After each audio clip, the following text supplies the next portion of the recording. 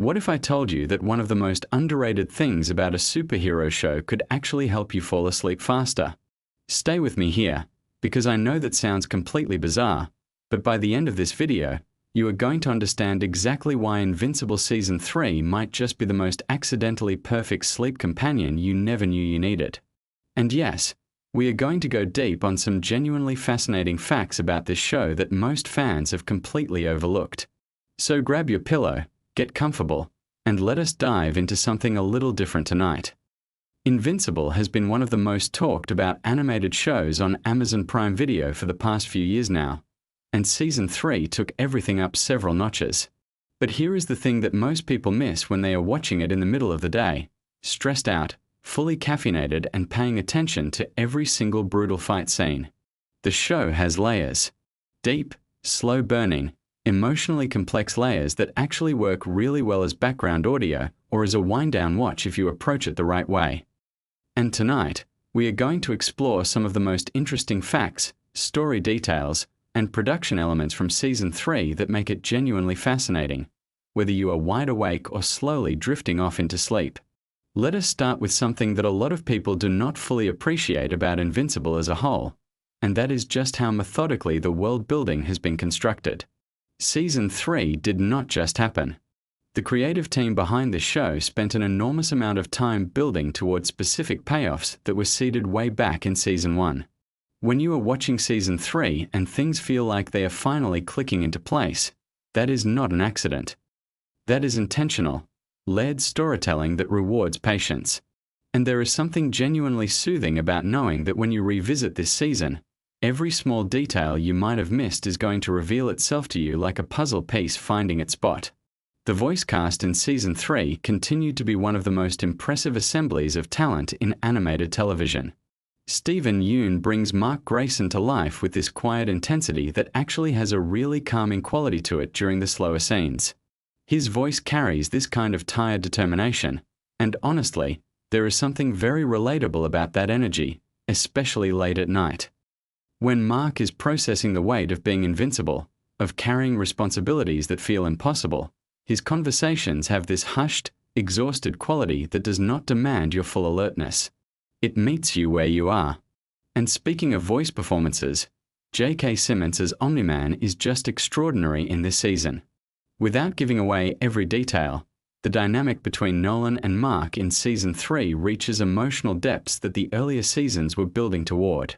What is interesting is that Simmons brings this low, measured, almost contemplative quality to Nolan in the quieter moments. The character has evolved significantly from a shocking figure we met in Season 1, and that evolution is reflected in the way his voice has softened in certain scenes. There is a gravity to his presence that, in the right setting, feels almost like hearing a very complicated bedtime story being told by someone who has lived through extraordinary things. Now let us talk about something that is genuinely fascinating from a production standpoint. The animation style in Season 3 made some deliberate choices that set it apart from other animated shows in its genre. The color palette in certain sequences was adjusted to be more muted and atmospheric, particularly during scenes that deal with grief, memory, or quiet moments between characters. This was not just an aesthetic decision. It was a narrative one. When the visuals slow down and the colors become more subdued, the show is communicating something to you emotionally, and that communication happens even when you are not fully focused on the screen. There is a certain rhythm to how Invincible tells its story that becomes almost meditative when you know what to listen for. The show alternates between periods of intense action and these really long stretches of character conversation and emotional processing. And it is actually those quieter stretches that make up a significant portion of Season 3. Characters sitting with their feelings. Characters talking through impossible choices.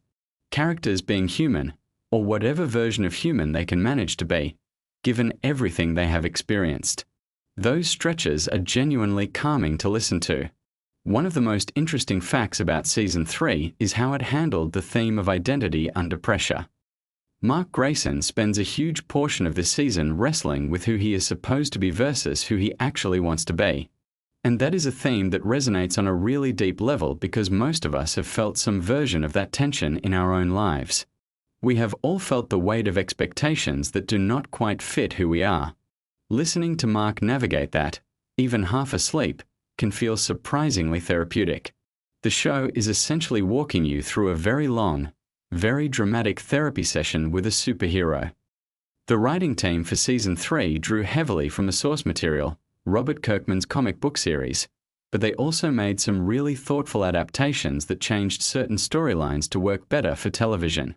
One of the interesting choices they made was to slow down some of the more emotionally significant moments and give them more room to breathe than the comics did. In a comic, you might get a few panels for a conversation that matters. In the show, that same conversation might stretch over several minutes, with long pauses, careful expressions, and music that fills the space between words. Those extended emotional moments are exactly the kind of thing that works beautifully as sleep audio. Let us talk about the music for a minute, because the score for Invincible Season 3 is genuinely underappreciated. The composers working on this show understand that a superhero story is only as powerful as its quieter moments, and the music they wrote for those moments is really something. There are pieces in the score that are built around slow string arrangements and gentle piano figures that would not feel out of place in a meditation playlist. The contrast between the intense action music and the softer, more reflective pieces is one of the things that gives the show its emotional texture, and it is also one of the reasons that certain episodes feel genuinely relaxing to revisit after you have seen them for the first time.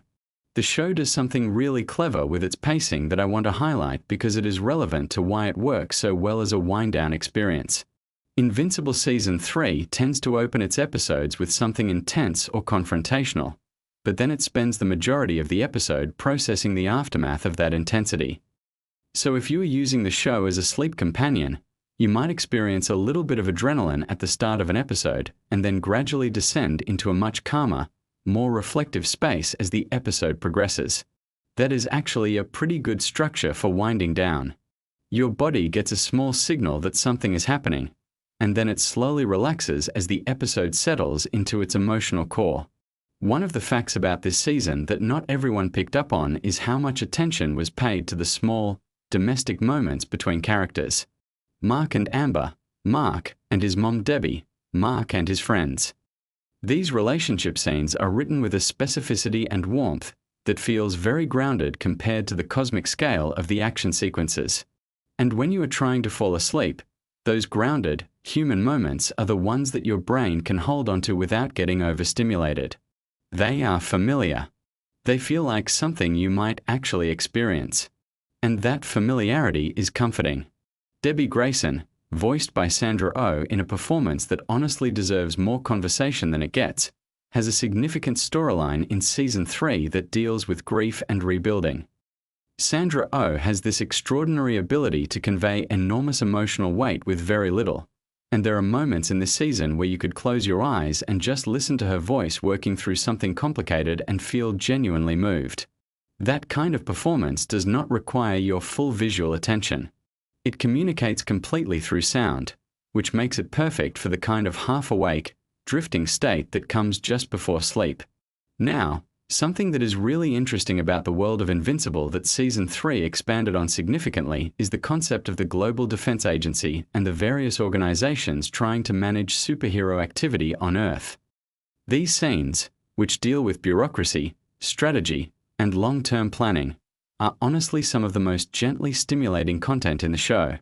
They are interesting enough to give your brain something to process, but not so intense that they keep you fully alert. Cecil Stedman, voiced by Walton Goggins with this wonderfully dry and measured delivery, is particularly good in these scenes. His voice has an almost hypnotic quality in the right context. Let us talk about something that goes a little deeper into why narrative content works so well for sleep. There is actual science behind the idea that story listening can help you fall asleep. When your brain is engaged with a narrative, it has something to focus on that is not your anxiety, not your to-do list, not the thoughts that tend to spiral when you are lying in the dark. The narrative gives your mind a gentle track to follow, and as you get more tired, your grip on that track loosens naturally, and you drift off. Invincible works particularly well for this because the story is complex enough to be interesting but familiar enough, once you have watched it, that nothing is going to genuinely surprise or alarm you. And that brings up another really interesting point about Season 3 specifically.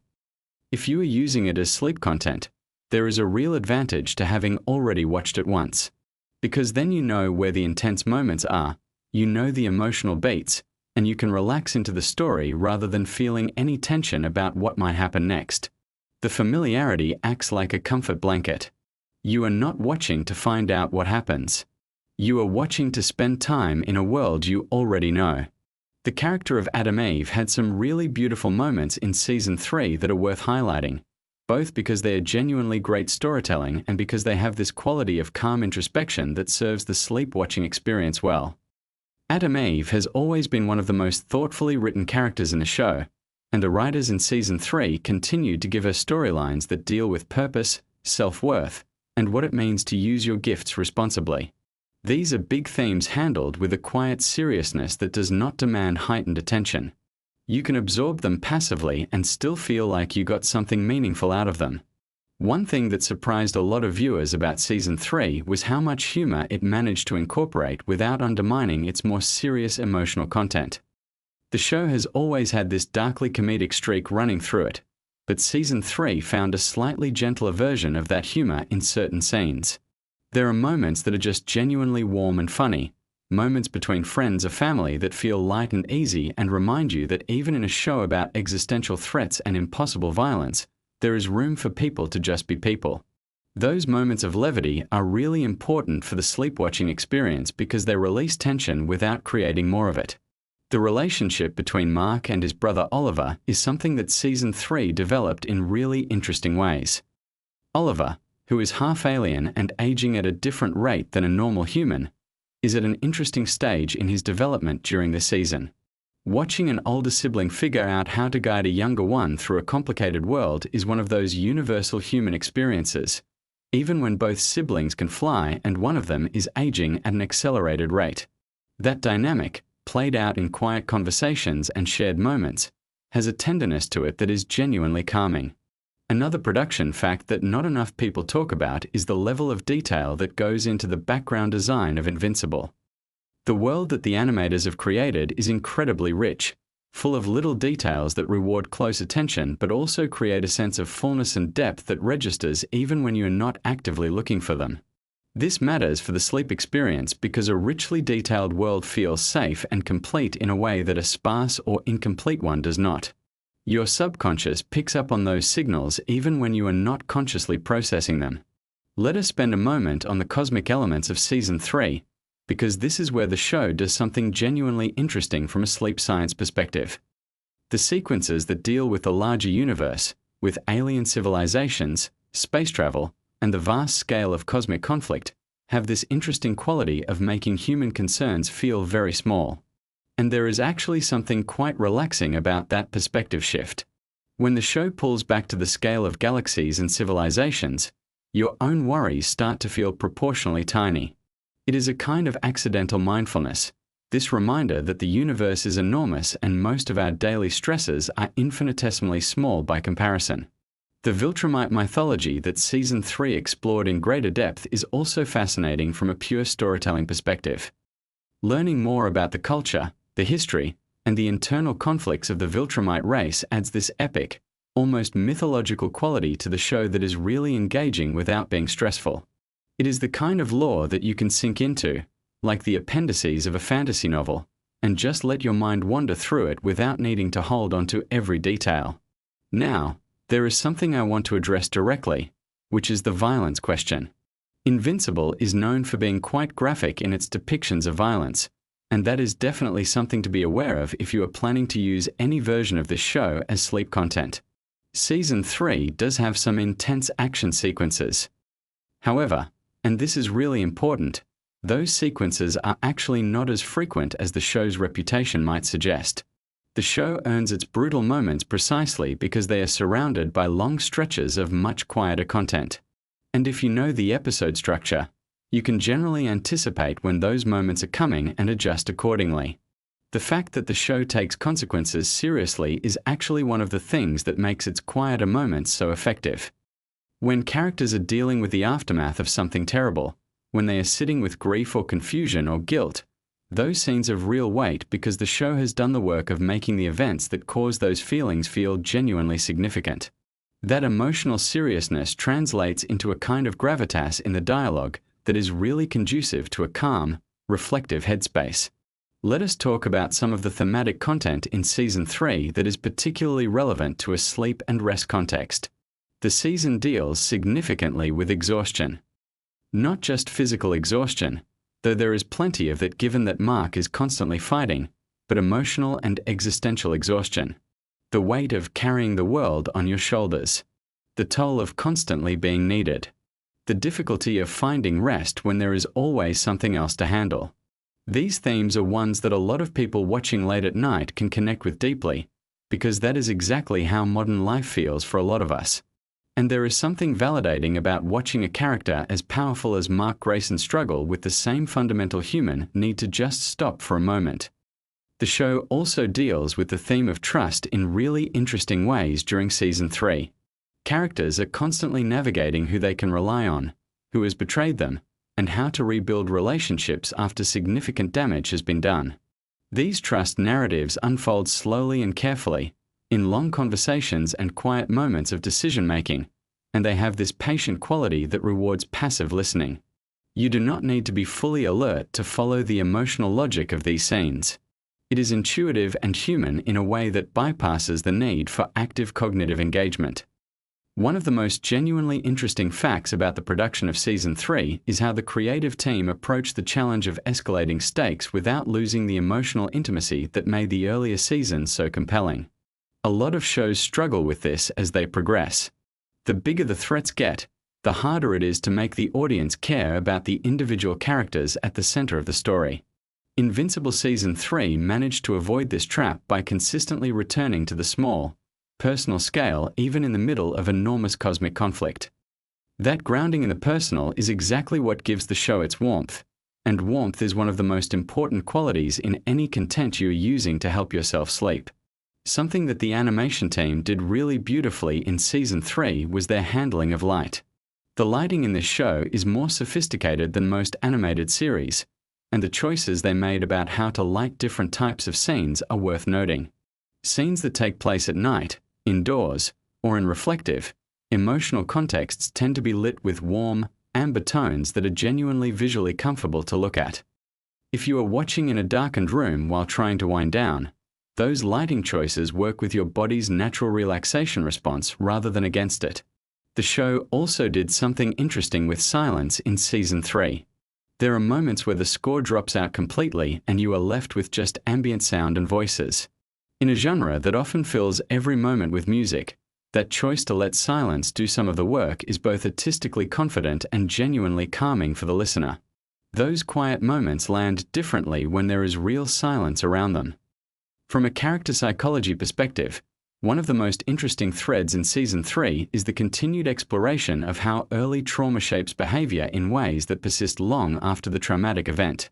Multiple characters in this season are dealing with things that happened to them years ago, things that have never quite healed, that keep affecting their decisions and relationships. The show treats these psychological realities with a seriousness and nuance that is fairly rare in superhero storytelling. And that depth makes the character work feel genuinely meaningful rather than just plot mechanics. Cecil Stedman's role in Season 3 expanded in ways that were genuinely surprising and which revealed new dimensions of his character that had been hinted at but never fully explored. Without getting into specific spoilers, the show gave Cecil some moments of genuine vulnerability that made him considerably more sympathetic than he had been in previous seasons. Watching a character you thought you had figured out reveal unexpected depth is one of the small pleasures of long-form storytelling, and experiencing it in a relaxed, sleepy state can actually make it hit harder emotionally. Let us also appreciate for a moment how Season 3 handled its ensemble cast. One of the challenges of a show with as many characters as Invincible is making sure that secondary characters feel like real people rather than just plot devices. Season 3 did a particularly good job of giving characters who might have been background figures in earlier seasons their own specific voices and emotional realities. The world feels populated with actual people, which is one of the things that makes it so easy to sink into. The relationship between Mark and his father Nolan continued to be one of the most emotionally complex and carefully written relationships in the show. What is interesting about how this relationship is developed in Season 3 is the way it mirrors a kind of universal process of coming to understand a parent as a flawed and complicated human being rather than the simplified figure they were in childhood. That process, of reconciling love with disappointment, of holding complexity without resolving it neatly, is something that has enormous emotional resonance. And in the quiet moments where that reconciliation is happening between the characters, there is a depth of feeling that works its way into you even when you are half asleep. Now I want to circle back to something I mentioned earlier about the science of story listening for sleep, because I think it deserves a bit more attention.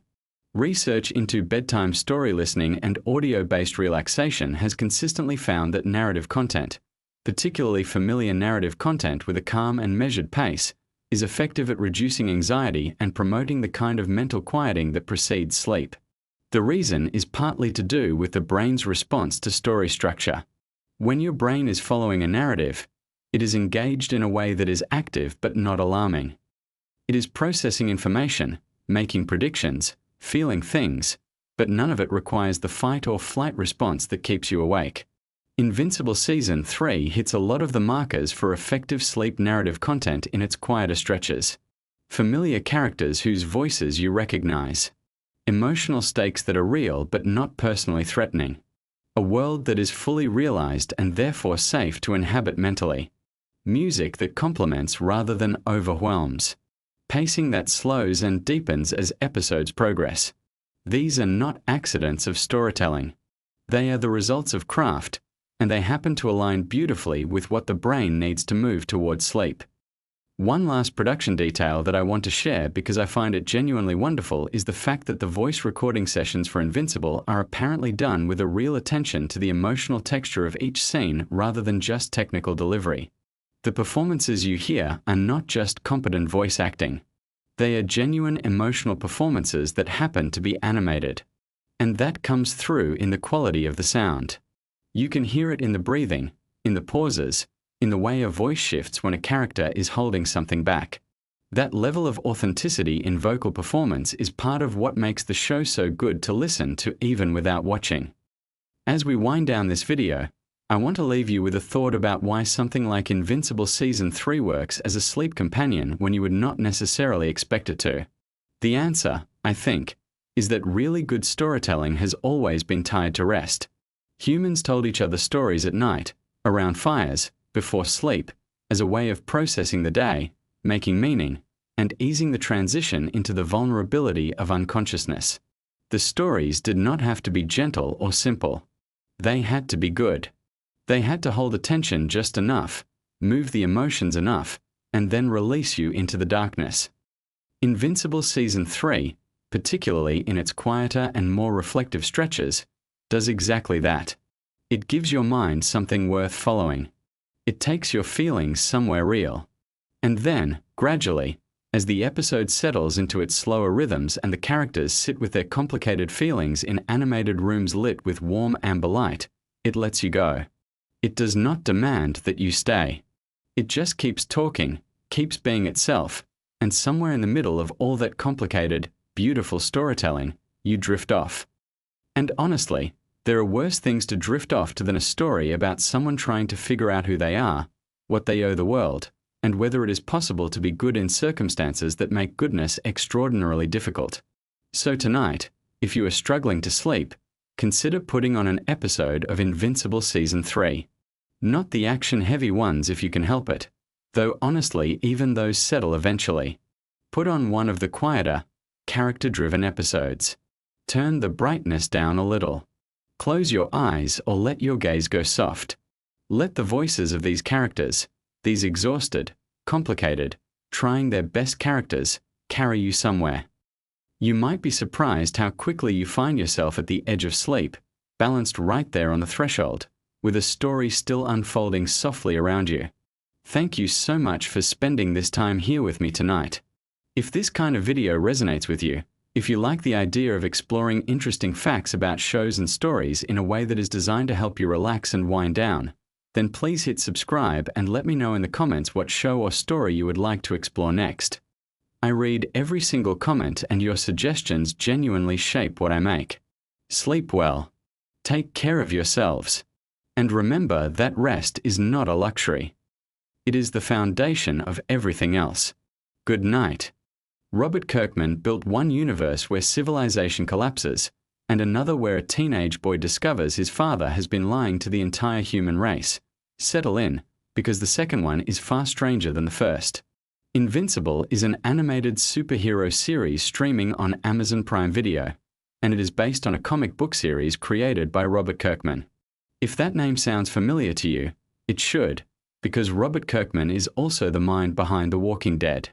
He has a real gift for taking familiar genre concepts and twisting them in unexpected directions, adding moral complexity and emotional weight that you just do not find in more traditional superhero stories. Invincible is very much a product of that same sensibility. On the surface, it looks like a colorful animated superhero show, but underneath it is dealing with themes of identity, legacy, trauma, and what it actually means to be good in a universe that does not always reward good behavior. The show follows a teenager named Mark Grayson, who goes by the superhero name Invincible. Mark lives in a world where superheroes are real and relatively common, but his situation is particularly unique because his father, Nolan Grayson, is Omni-Man, one of the most powerful beings on the planet. Nolan is essentially the Superman figure of this universe, beloved by humanity, respected by governments, trusted by everyone. And for most of his childhood, Mark grew up proud to be his son, proud to eventually develop his own powers, and excited to follow in his father's footsteps as a protector of Earth. The show does something genuinely interesting with this father and son dynamic. It builds up that sense of admiration and connection between Mark and his father for long enough that you feel it too as a viewer. You understand why Mark idolizes him. And then when the show reveals that Nolan has been hiding a much darker purpose all along, it lands with real emotional impact. Nolan is not actually from a peaceful civilization. He is a Viltrumite, a member of an extremely powerful warrior race whose true goal is galactic conquest, not protection. The Viltrumite civilization is one of the most compelling elements of the entire Invincible story. These are beings of extraordinary physical power, capable of surviving in space, flying at tremendous speeds, healing from almost any injury, and living for thousands of years. Some Viltrumites in the story are tens of thousands of years old. One character named Argol is noted to have been around 12,000 years before the events of the story, and he would have lived considerably longer if circumstances had not cut his life short. For Viltrumites, a human lifetime is barely a blip on the timeline. 1,000 years is something they can wait through with patience, treating it as a minor inconvenience rather than an eternity. This longevity is part of what makes the Viltrumite threat so difficult to deal with. They are not in a rush. They can afford to play long games, to plan across centuries, to let things develop slowly in their favor. And this is central to one of the most significant storylines in the show, which involves something called the Great Resurgence. The Great Resurgence is essentially a grand plan for cultural and biological survival. After a devastating conflict reduces the number of pure Viltrumites to a very small group, the remaining warriors are ordered to spread out across Earth, integrate themselves into human society, have children, and rebuild their population from within. The idea is that Viltrumite genetics are so dominant that even half Viltrumite children will carry the strength, speed, and longevity of their Viltrumite parent. Over generations, this would gradually increase the number of Viltrumite-capable beings in the galaxy without requiring a direct military campaign. The number of Viltrumites involved in this plan is specifically confirmed to be 37. 37 individuals scattered across an entire planet, doing their best to blend in with the billions of humans around them. And remarkably, they do a very good job of it. Even sophisticated surveillance systems fail to detect them initially. They take on ordinary lives, ordinary routines, and ordinary social interactions, which for beings who are used to being conquerors and warriors is quite the adjustment. One of the more quietly amusing aspects of this storyline is how differently each Viltrumite handles the task of assimilation. Some take to it more naturally than others. One character named General Craig seems to adapt almost immediately, throwing himself into human life with genuine enthusiasm. He picks up human habits, finds enjoyment in simple pleasures, and shows every sign of someone who has no interest in ever returning to a life of conquest. It is a surprisingly human response from a character who was previously defined entirely by military ferocity. Meanwhile, the character of Anissa faces her own version of this adjustment. Anissa is a Viltrumite warrior who in her natural state is someone you absolutely do not want to encounter on a bad day. The idea of her being instructed to be pleasant, sociable, and non-threatening to the humans around her is inherently loaded with tension. And the show uses that tension well, showing us just how much discipline it takes for someone like her to operate within these new expectations. The architect of all this is Thrag, who holds the title of Grand Regent of the Viltrumite people. This is the highest position among his civilization, and it comes with a very specific mandate. Thrag's primary responsibility, above everything else, is ensuring the survival of the Viltrumite species. That is his purpose, his identity, and the lens through which he views every single decision he makes.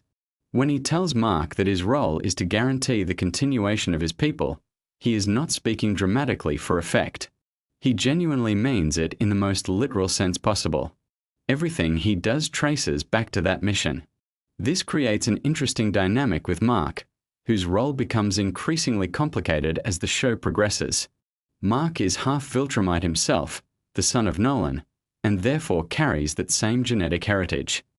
Thrag at one point refers to Mark as a kind of Viltrumite savior, someone who whether he likes it or not has become central to the survival and continuation of his father's people.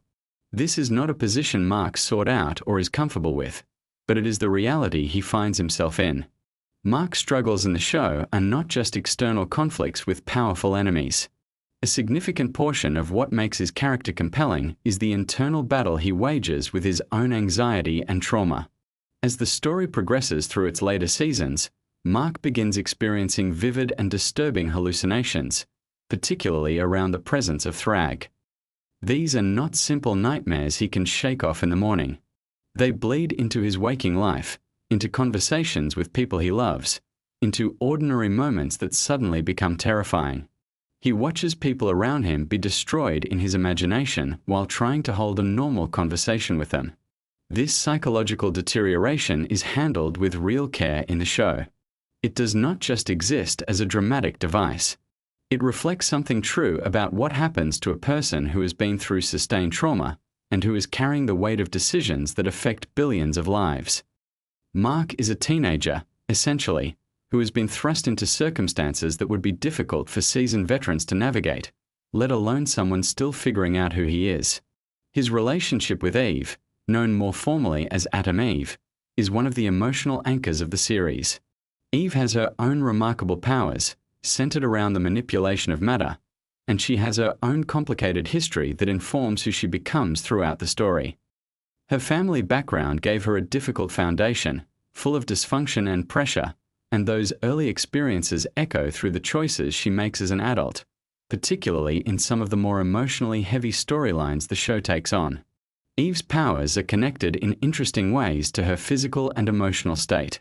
During a period when she is going through significant personal changes, her abilities fluctuate in ways that reflect what is happening inside her. This is treated as more than just a plot mechanic. It is a way of showing how deeply her inner world and her outer capabilities are connected. When her powers come back in full, it is not arbitrary. There are real reasons rooted in what her body and mind are experiencing.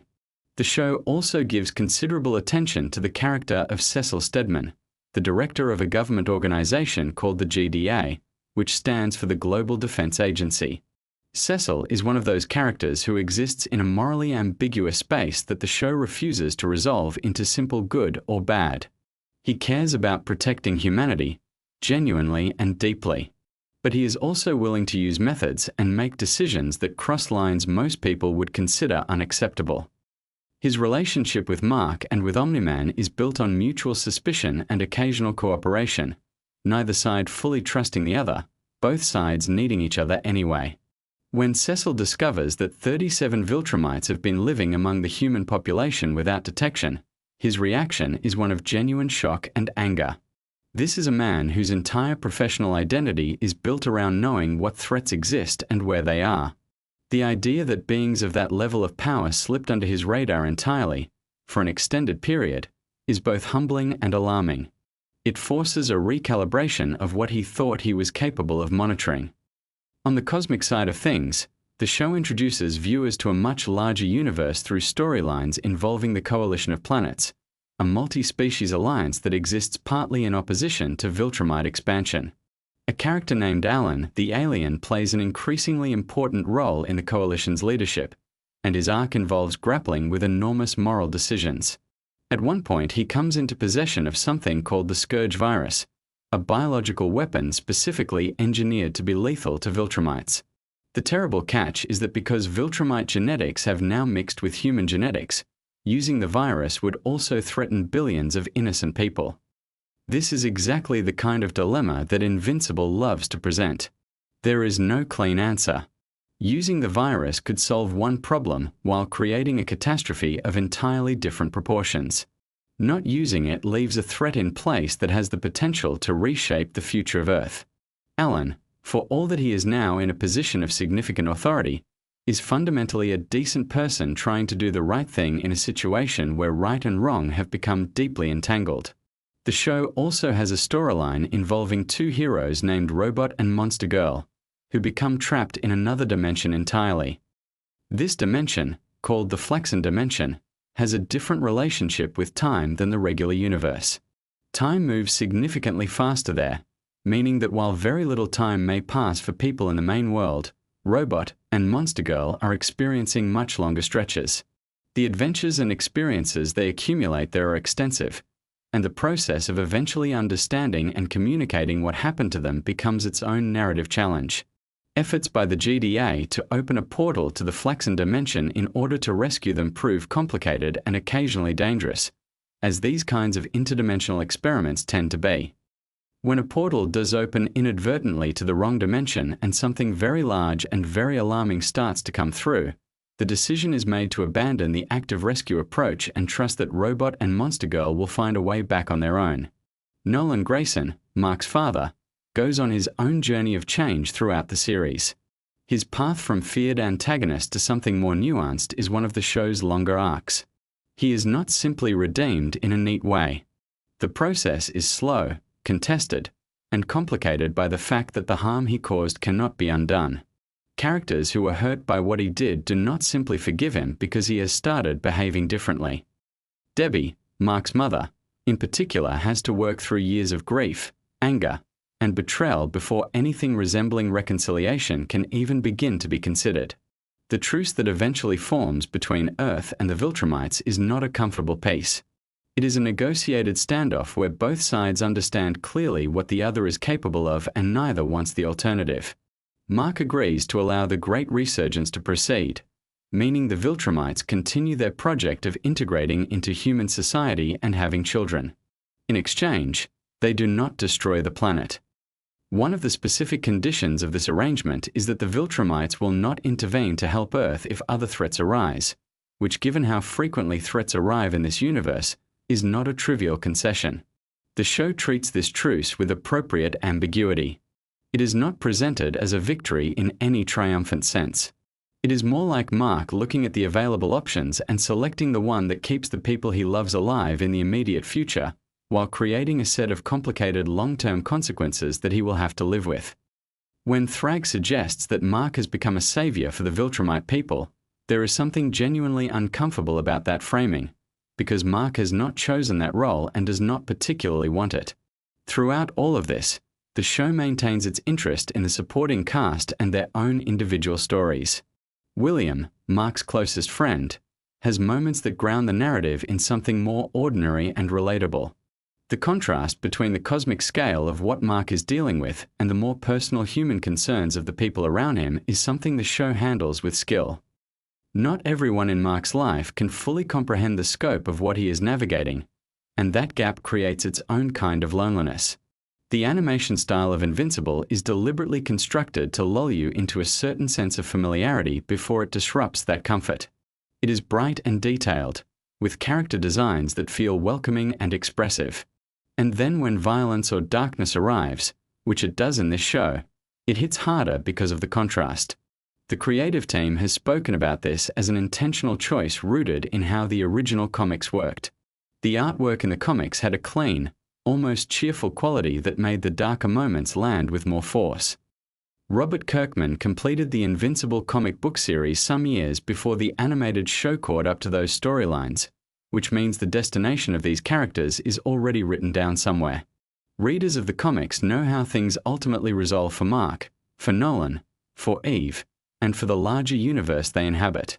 But the show adapts and adjusts as it goes, adding new sequences, altering pacing, and occasionally changing the specifics of how events unfold while maintaining the emotional core of what the comics established. The show has been renewed through its 5th season, with discussions about additional seasons likely happening behind the scenes at Amazon. Kirkman himself has expressed a desire to continue the story for as long as the show runs, and there is plenty of source material to draw from. Beyond the main comic series, the Invincible universe includes many spin-off characters and stories that could theoretically be adapted or referenced in the animated show. There is also a long-standing conversation about the possibility of a live-action Invincible film. Kirkman has discussed this at various public events with genuine enthusiasm, though the timeline for such a project remains uncertain. The challenges of bringing Viltrumites and their level of power to live action convincingly are considerable, and the legal and logistical complexity of adapting material of this scale means that patience is probably required for anyone hoping to see it happen. For now, the animated series continues to be one of the most discussed superhero stories currently in production, drawing in audiences who might not have previously read the comics and giving longtime fans a chance to see these characters rendered in motion with full voice performances. So there you have it. The world of Invincible is vast, complicated, morally rich, and endlessly interesting to think about.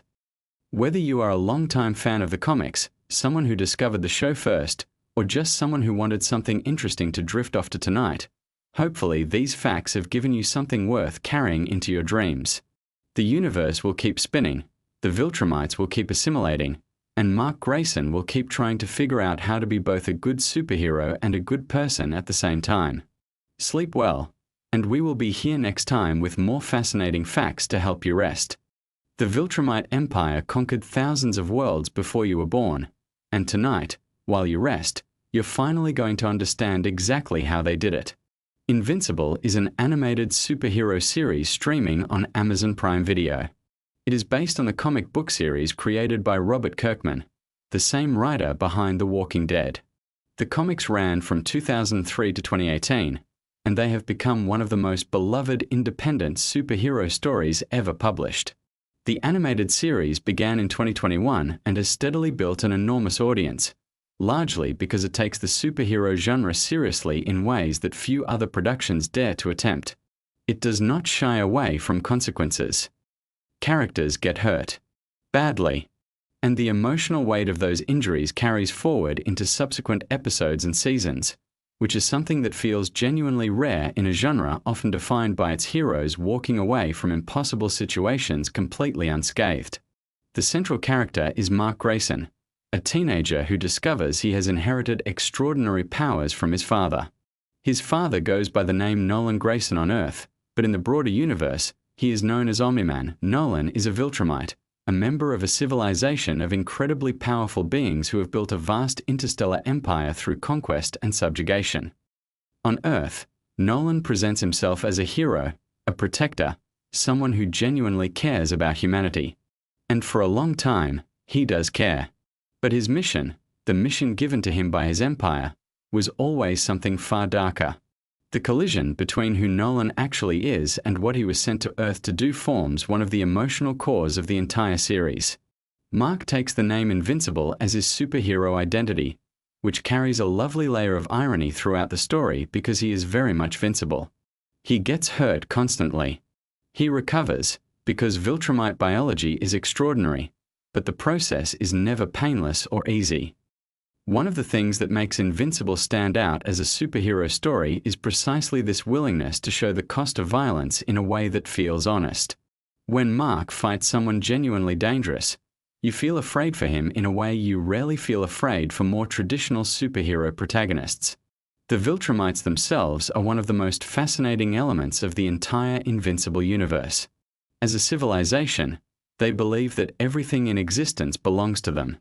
This philosophy traces back to their founder, a figure named Argol, and has been passed down through generations, instilled deeply into every Viltrumite born into the Empire. The belief system is not simply arrogance, though it is certainly that too. It is a comprehensive worldview, almost a religion, that justifies every act of conquest and domination as a natural expression of Viltrumite destiny. Understanding this helps explain why individual Viltrumites who might otherwise seem monstrous are operating from a deeply held internal logic that makes complete sense to them. At the top of the Viltrumite hierarchy sits Grand Regent Thrag.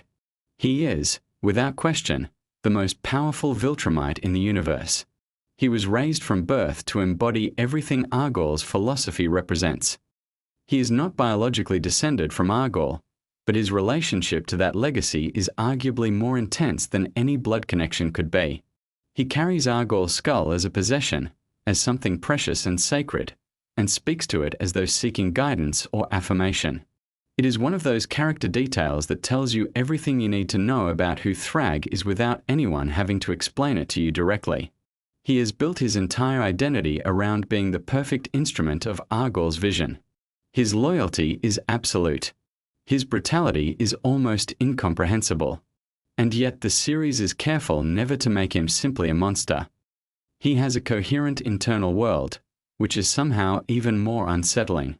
Opposing the Viltrumite Empire is the Coalition of Planets, a gathering of civilizations who have come together to resist Viltrumite domination.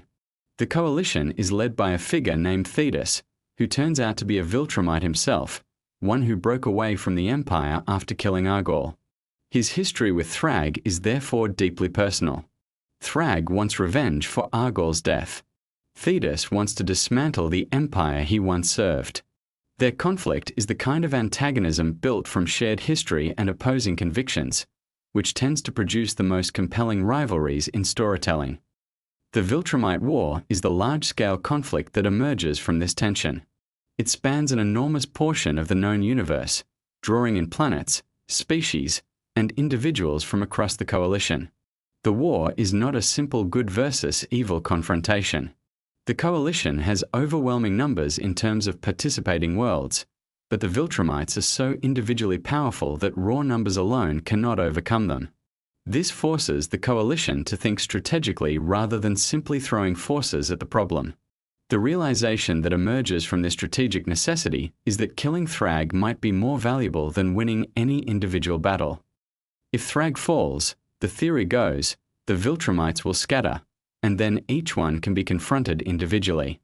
Facing a single Viltrumite is still an extraordinary challenge, but it is a manageable one. Facing them as a unified force under Thrag is something else entirely. Among the characters fighting alongside the coalition, a few deserve special attention. Alan the alien is a fan favorite, a remarkably resilient character with a unique biological quirk that makes him more powerful each time he nearly dies. His body literally evolves in response to near-death experiences, developing new capabilities to handle threats that almost killed him before. The catch, of course, is that he has to survive those near-death experiences for the evolution to kick in. This makes his role in dangerous situations genuinely tense because you are always aware that the line between evolution and actual death is a very fine one. Tech Jacket is another member of the Coalition's more capable fighters, a character who relies on advanced technological equipment rather than innate biological power. The dynamic between Alan and Tech Jacket provides some of the lighter moments in what is otherwise a very intense storyline, including stretches where they pass time playing video games generated on the fly by Tech Jacket's suit. It is a small human touch in an otherwise cosmic conflict, and it works beautifully. Battle Beast is perhaps the purest distillation of a particular kind of character archetype.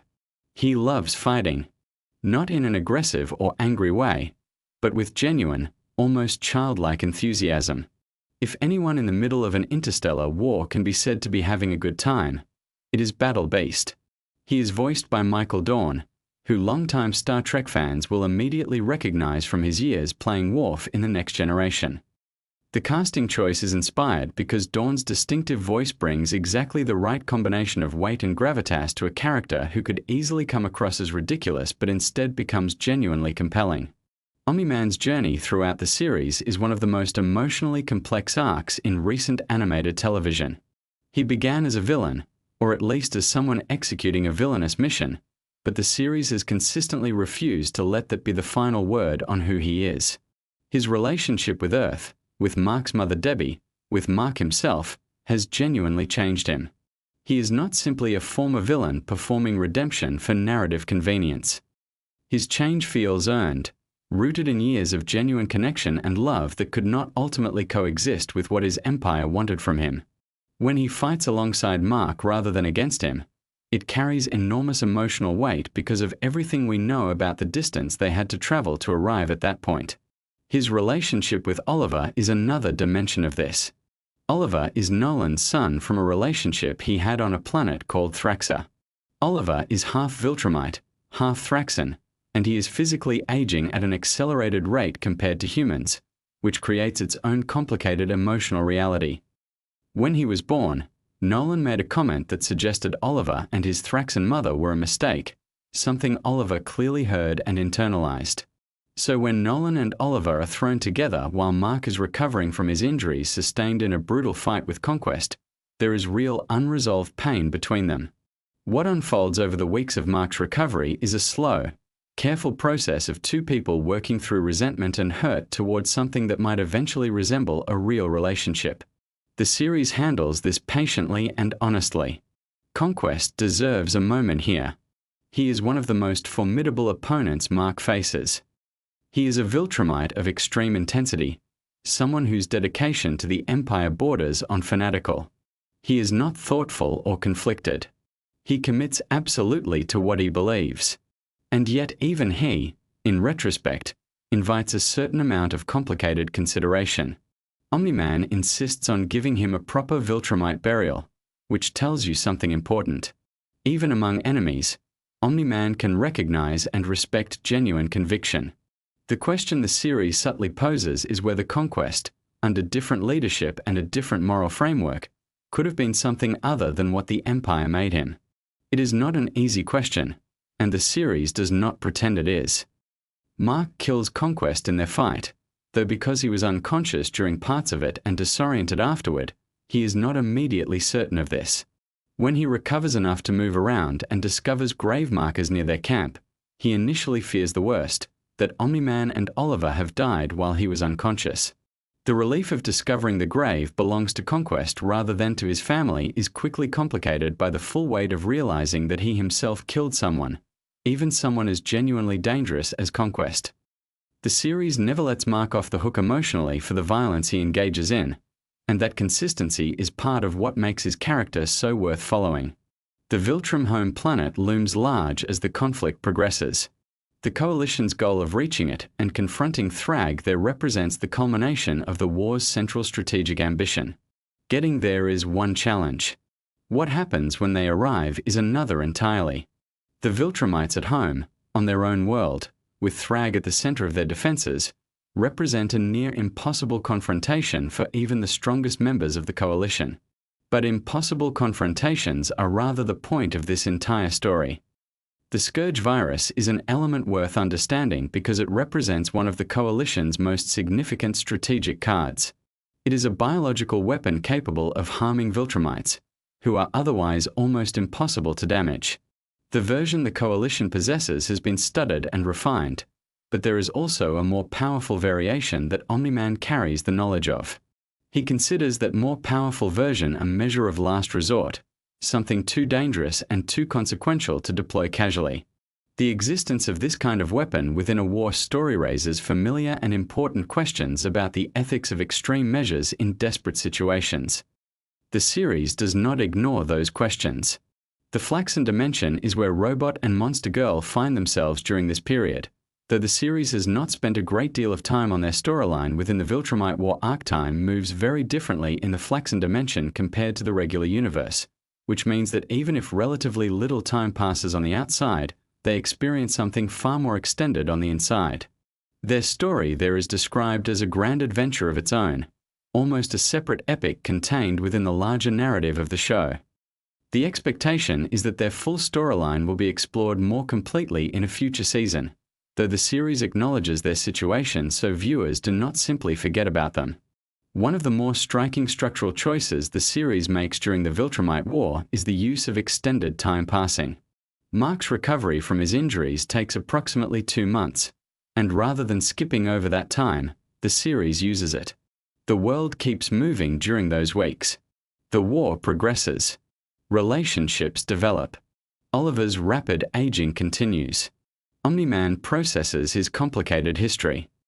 The episode does not treat the healing period as a narrative inconvenience to be explained away, but as actual story time with actual emotional content. This approach requires patience from the audience, but it pays off in the depth it adds to the relationships we are watching develop. Thetis, as a character, occupies a position of immense moral complexity.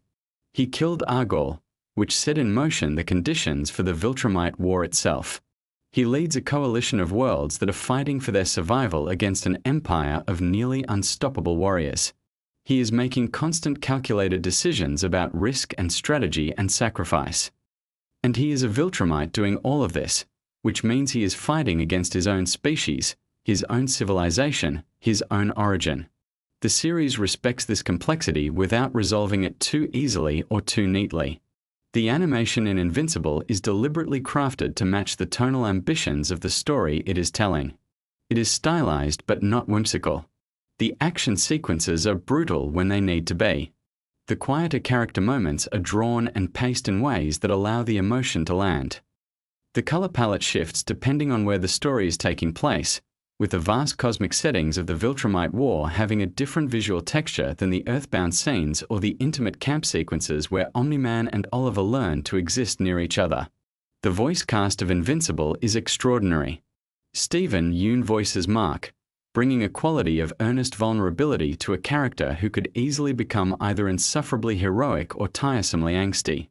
J.K. Simmons voices Omni-Man, and his performance is one of the great achievements of the series.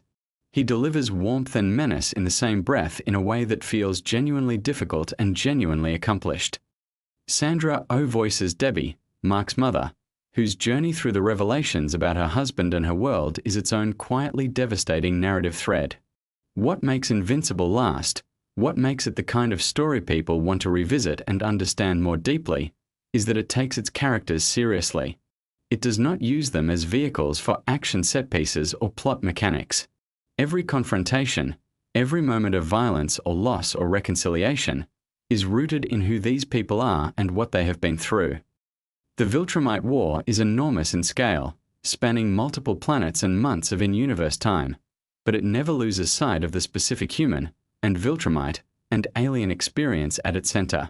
Thrag's relationship with Argol's legacy, Mark's complicated inheritance of his father's power and guilt, Oliver's search for identity in an impossible situation, Alan's stubborn refusal to simply die, Thetis's long game of resistance against an empire he helped build. All of these individual threads are woven together into something that feels genuinely epic without ever losing its intimacy. The comics that the series is based on concluded in 2018, which means the full arc of where these characters end up already exists, waiting for readers willing to seek it out. The animated series is making its own choices about pacing and presentation, emphasizing different aspects of the story and adapting the source material with intelligence and care. But the bones of the story, the core emotional and philosophical questions it is asking, remain consistent across both forms. What does it mean to inherit a legacy you did not choose? What is the cost of violence, even violence in service of good? Can people who have done terrible things, whether through belief or obedience or simple power, become something different? Is reform possible at a civilizational scale, not just an individual one? These are not easy questions, and Invincible does not pretend they have easy answers. But it keeps asking them, episode after episode, with a consistency and sincerity that is genuinely admirable. The world of Invincible keeps expanding. New characters, new planets, new conflicts that layer themselves onto everything that has come before. But at its center, it remains the story of a young man trying to be good in a universe that is very complicated and frequently unkind. And his father, trying to become better than what he was made to be. And the vast community of beings across the universe, all doing the same kind of struggling, all trying to find a way forward. So as you drift closer to sleep, let these characters rest in your mind. Mark with his beard growing out over 2 months of slow healing. Oliver watching over him, resentment softening into something more tender. Omni-Man building a grave for a man he once fought alongside and against. Battle beast somewhere in the cosmos, completely thrilled about everything. Alan evolving, always barely surviving, always becoming something slightly more capable of facing what comes next. And Thrag, sitting high above the battle, speaking to a skull, certain of his destiny, unaware that certainty is rarely the protection people believe it to be. Sleep well. The universe of Invincible will still be there when you wake up. Robert Kirkman built 2 of the most brutal, emotionally devastating fictional worlds in modern storytelling. And the second one, the one fewer people talk about, might actually be the more ambitious of the 2. Invincible is an animated superhero series based on a comic book created by Robert Kirkman, the same person who created The Walking Dead. The show follows Mark Grayson, a teenager who inherits superpowers from his father, a man known as Omni-Man, who is secretly one of the most powerful beings in the universe. On the surface, it sounds like a fairly standard superhero origin story. But Invincible has always been far more interested in the complicated, messy, emotional side of what it actually means to have that kind of power. And the deeper you go into its mythology, the more intricate and genuinely fascinating the whole thing becomes. One of the most interesting creative decisions in the show is how it handles the concept of suits and costumes. In most superhero stories, a costume change is just a visual refresh. But in Invincible, the suit Mark wears carries enormous symbolic weight.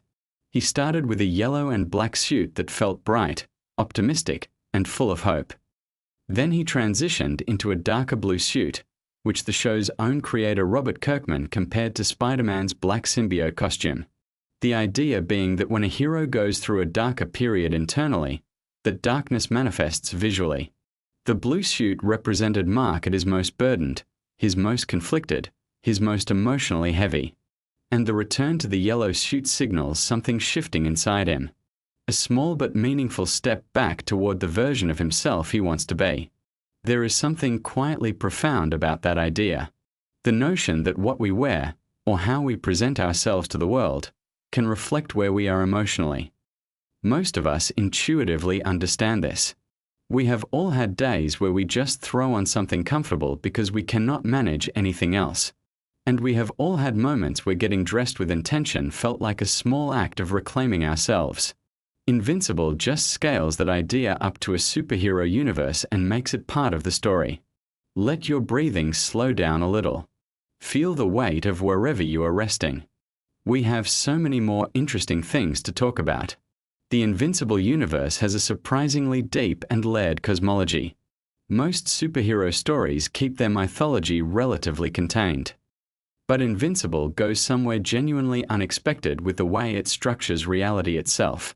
In the story, the universe has existed through multiple cycles, referred to as ages. The current version of reality that all the characters inhabit is actually the 6th iteration. There were 5 previous versions of existence before this one, each with their own beings, their own civilizations, their own wars.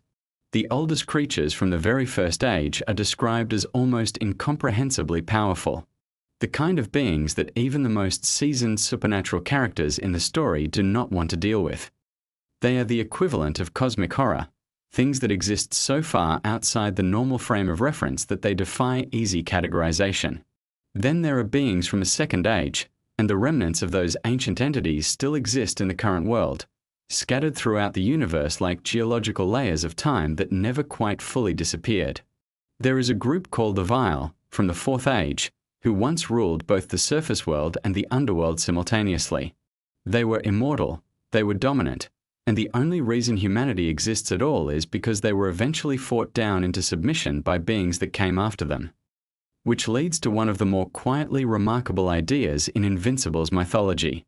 The demons, the infernal beings, the creatures that most stories would present as purely evil, are actually the ones who created the conditions under which human life became possible. They are, in a very strange and counterintuitive way, the reason the world exists as it does. That kind of moral inversion is something Invincible does constantly. It takes the things you expect to be straightforward and reveals that the reality is far more complicated. Good and bad are rarely where you think they are. Power does not equal virtue. And the history of any civilization, even a fictional one built across 6 ages of reality, is always messier and more ambiguous than the clean narrative versions we tell ourselves. Let that thought settle. 6 versions of reality, each one ending, each one giving way to something new. And here we are in the 6th, with all the echoes of everything that came before still present in the world, still affecting everything, even when nobody realizes it. The show also has a wonderfully unusual approach to its version of the underworld. Rather than treating hell as a separate dimension or a spiritual plane that exists outside the physical universe, Invincible locates it literally beneath the surface of the earth, extremely deep, but geographically connected to the world above. This means that in theory, a being with enough power could simply fly downward through the planet and eventually arrive there. It would take an extraordinarily long time, and it would not be a comfortable journey, but the point is that it is physically possible. There is no mystical barrier, no dimensional gateway required. Just depth. There is something oddly grounding about that. Most mythology treats the afterlife as categorically separate from the physical world. Invincible makes it adjacent, almost neighborly. The underworld is not somewhere else. It is just very, very far down.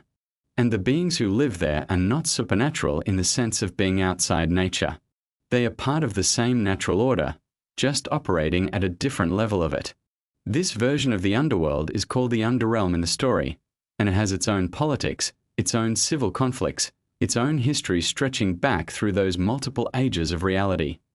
The idea that even a place as extreme as hell has internal factions, competing interests, and long-standing grudges is somehow both funny and deeply logical. Of course it does. Why would any collection of powerful beings agree on everything? Why would any civilization, no matter how dark or unusual, be monolithic? Your shoulders can relax now. Feel any tension just releasing. We are just talking about interesting ideas. There is nothing you need to do with any of this. Just let it float through. One of the most compelling ongoing threads in Invincible is the relationship between Mark and his father. Omni-Man, whose real name is Nolan Grayson, arrived on Earth as part of a plan by an alien empire called the Viltrumites. The Viltrumites are a warrior race whose civilization is built around the idea that strength is the ultimate virtue. They have expanded their empire by sending powerful agents to various planets, having those agents blend into the local population, and eventually softening the planet up for conquest. Omni-Man was one of those agents. Mark was the result of him having a family while embedded on Earth. The central tragedy of the early part of the story is discovering that the person Mark looked up to more than anyone in the world had an agenda that ran completely contrary to everything Mark believed in. And yet, the show does not treat Omni-Man as simply a villain, because the truth is more complicated than that. Nolan actually did develop genuine love for his family. He genuinely does care about Mark in ways that conflict with everything his civilization trained him to value. He is a person caught between 2 irreconcilable versions of himself, and watching him slowly try to navigate that is one of the more emotionally honest things the show does. The Viltrumite War is one of the major arcs in the larger story. The Viltrumites, despite being this terrifyingly powerful empire, actually have a surprisingly small population. A plague wiped out the vast majority of their civilization at some point in the past. They need to repopulate. And this is part of why they have been seeding other planets. They need humans and other species to help rebuild their numbers, which adds yet another layer of complexity to their actions. They are not simply conquerors for the sake of conquest. They are a civilization in crisis, doing increasingly terrible things in service of survival. There is a real-world resonance to that. The way desperation can transform a society. The way the internal logic of a culture under pressure can justify things from the inside that look monstrous from the outside. Invincible is not trying to excuse the Viltrumites, but it is trying to make you understand them. And understanding is not the same as forgiving. Just breathe. Nice and slow. These are just ideas drifting past. You do not have to hold on to any of them. The animation style of Invincible is deliberately crafted to contrast tonal extremes. The show can look bright and clean and almost Saturday morning cartoonish in one moment, and then completely visceral and intense in the next. This was an intentional creative choice. The visual warmth of the animation style creates a kind of cognitive dissonance when things get dark, making the difficult moments feel even more jarring because they exist inside a world that looks like it should be safe. Robert Kirkman has talked about how this contrast was always part of what made the original comics work. The genre is superhero. The aesthetic is accessible. But the emotional and moral content goes places that most superhero stories do not. And by wrapping difficult ideas inside a familiar package, the story gets to do things that a more obviously grim presentation would not be able to do as effectively. You are comfortable. You are engaged. And then something happens that genuinely surprises you. The show also has a wonderful relationship with humor. Even in its darkest episodes, there is comedy woven through. Sometimes this comes from the characters themselves, their reactions and banter. Sometimes it comes from the show being meta about its own production. The animators have built in visual jokes about the economics of animation, moments where the camera cuts away from something that would have been expensive to animate, or where characters reference the difficulty of what they are being asked to do in ways that wink at the audience. There is something endearing about a show that is confident enough in its own identity to make jokes about its own limitations. It says something about the creative culture behind Invincible that even the constraints become part of the storytelling. When you cannot afford to show the giant battle, you make the act of not showing it funny. That is good writing. Let your mind wander a little. We are talking about a fictional universe, but all the best fictional universes feel like they open doors into real questions about how the world works. One of the recurring themes in Invincible is the question of moral absolutes. Mark starts the series with a fairly simple ethical framework. Heroes do not kill. There are always other options. Violence is a last resort and even then something to be ashamed of. And then reality keeps pushing back against that framework. Situation after situation arises where the clean ethical answer does not exist, where every available option has a cost, where doing nothing is itself a choice with consequences. This is not a show that glorifies violence. Quite the opposite. Every act of violence in Invincible has weight. There is always something lost. But the show is equally unwilling to pretend that pacifism is always available as an option. Sometimes the world puts you in situations where refusing to act causes as much harm as acting. And learning to live with that complexity, to make difficult choices and keep going, is presented as part of what maturity actually looks like. Most superhero stories avoid this question by engineering situations where the hero always has a clean out. Invincible is specifically interested in the situations where there is no clean out. And watching Mark develop the emotional and moral vocabulary to navigate those situations is one of the most genuinely compelling character arcs in recent animated television. Your body is probably feeling quite heavy now. That comfortable, sinking feeling of being close to sleep. Stay with that. These ideas will still be here, drifting. The character of Damien Darkblood is one of the more interesting supporting players in the Invincible universe. He is a demon detective, and his entire existence is built around contradiction. He is a creature of the underworld who functions as an investigator of truth.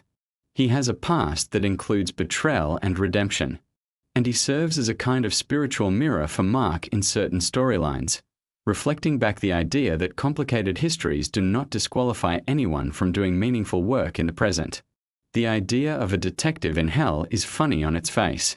But it also opens up interesting questions. What does it mean to seek truth in a place defined by deception and punishment? What does justice look like in a context where every soul there presumably did something to end up there? The show does not answer these questions exhaustively, but it asks them, and the asking is valuable. There is a moment in the story where Damien gives Mark something that functions as the highest compliment he can offer. He tells Mark there is a detective inside him. What he means is that Mark has the capacity to look at a complicated situation, resist the easy answer, and keep searching for what is actually true. In the context of Mark's moral journey, that is a profound thing to be told. Especially by someone who has spent existence in a place built around things being what they appear to be rather than what they actually are. Let that image rest in your mind. A detective in hell, looking for truth in the most unlikely place. Sometimes that is what growing up feels like too. Trying to find something solid and real in situations that seem designed to obscure it. The world building in Invincible extends beyond the supernatural. The Viltrumite civilization has its own history, its own culture, its own internal logic. Their obsession with strength is not simply arrogance. It is the product of a species that survived by being the most powerful force anywhere they encountered. Their values formed around that survival pressure and calcified over millennia into something that looks from the outside like cruelty but feels from the inside like pragmatism. They believe weakness is genuinely dangerous. Not just for individuals but for civilizations. And their history gives them some evidence for that belief, even if the conclusions they draw from it are ones most people would reject. Understanding how a culture's values emerge from its history is one of those endlessly interesting threads to pull on. Every value system makes sense from inside itself. The question is always what assumptions are built into the foundation, what experiences shape those assumptions, and whether those assumptions still apply in the world as it currently exists. Invincible uses the Viltrumites to make that question tangible and dramatic. Your breathing is slow and even. There is no rush. The story will still be there whenever you want to return to it. One of the smaller but genuinely charming details of the Invincible universe is the way it handles the existence of monsters. Not narrative monsters or metaphorical monsters, but actual large creatures that appear throughout the story.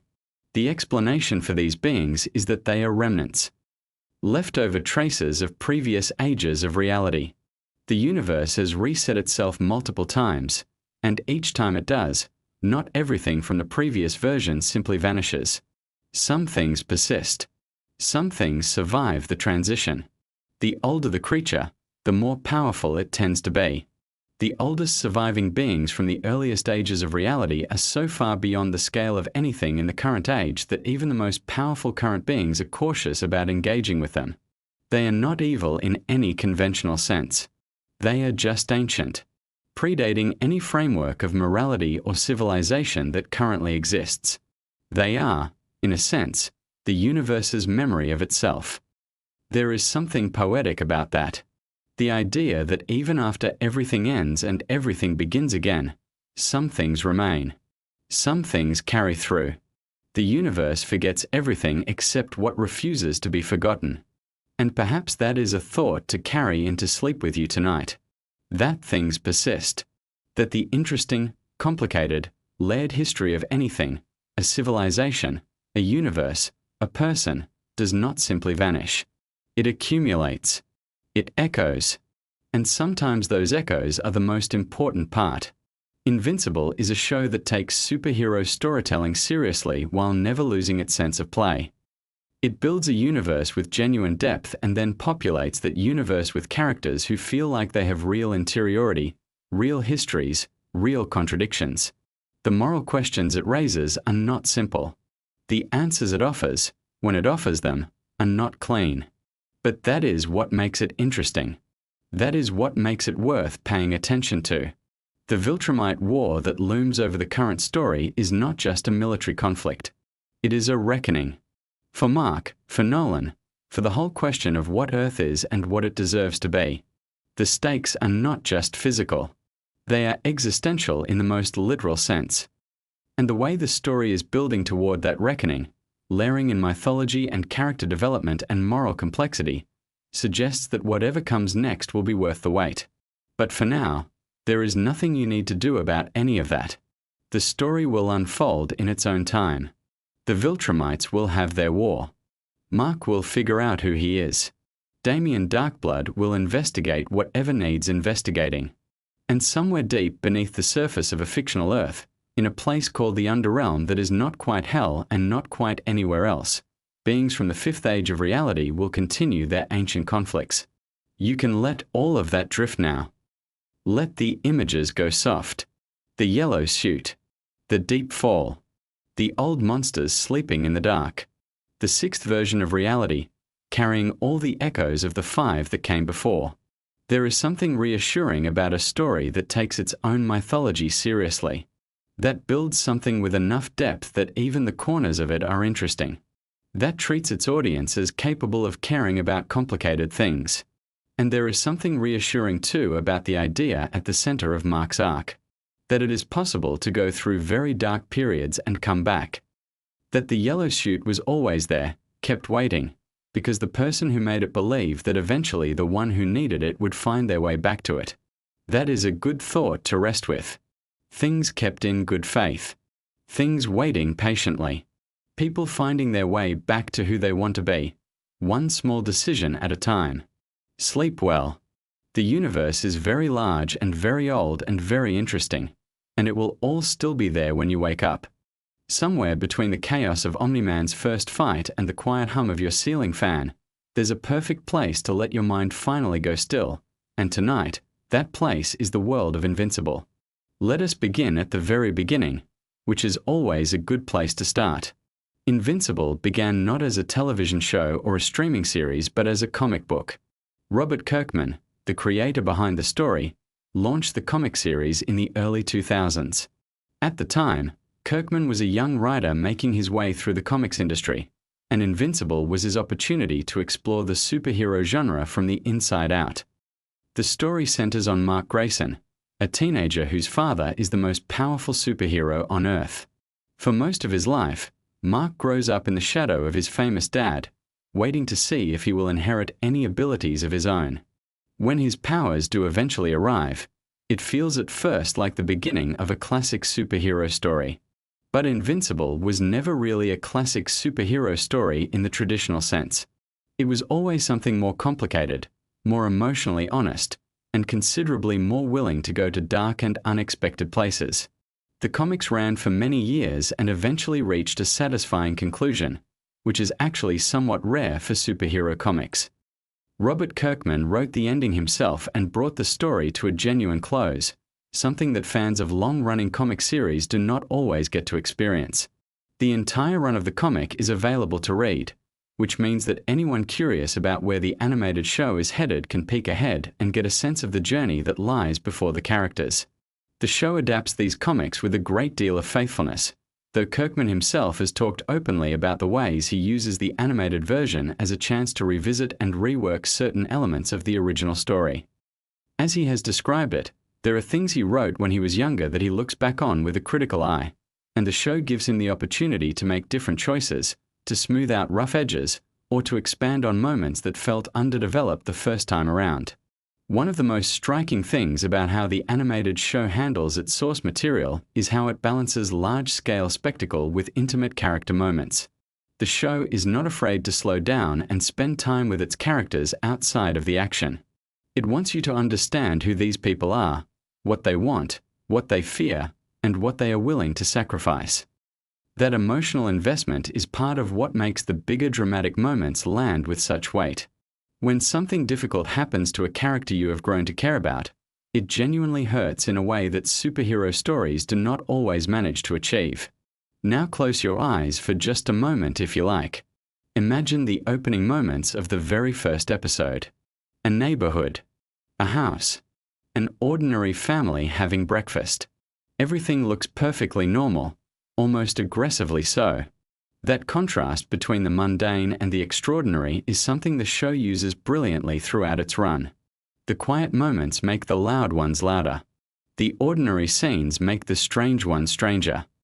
It is a deliberate and effective creative choice that runs like a thread through the entire series.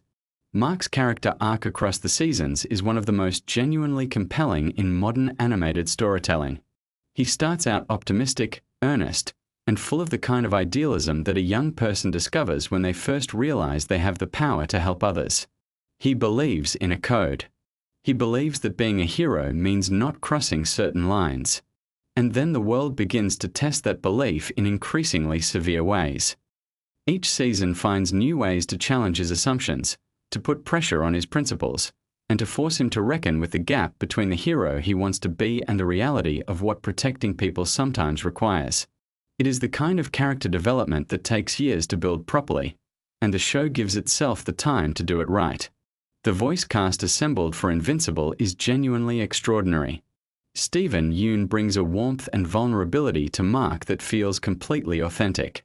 You believe in his hope and you feel his exhaustion. J.K. Simmons voices Nolan Grayson, Mark's father, and the weight and complexity he brings to that role is remarkable. Nolan is not a simple character. He is someone with a long and complicated history, a being who has lived for centuries and carries all of that with him in every conversation and every decision.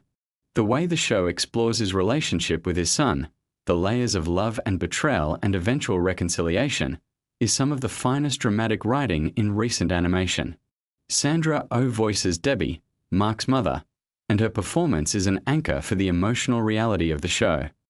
While the superhero elements involve cosmic battles and alien empires and interdimensional conflicts, Debbie's story is fundamentally about a person whose life was built on a foundation that turned out to be something other than what she believed. Her journey is one of grief and survival and the slow, difficult work of rebuilding yourself after a devastating loss of trust.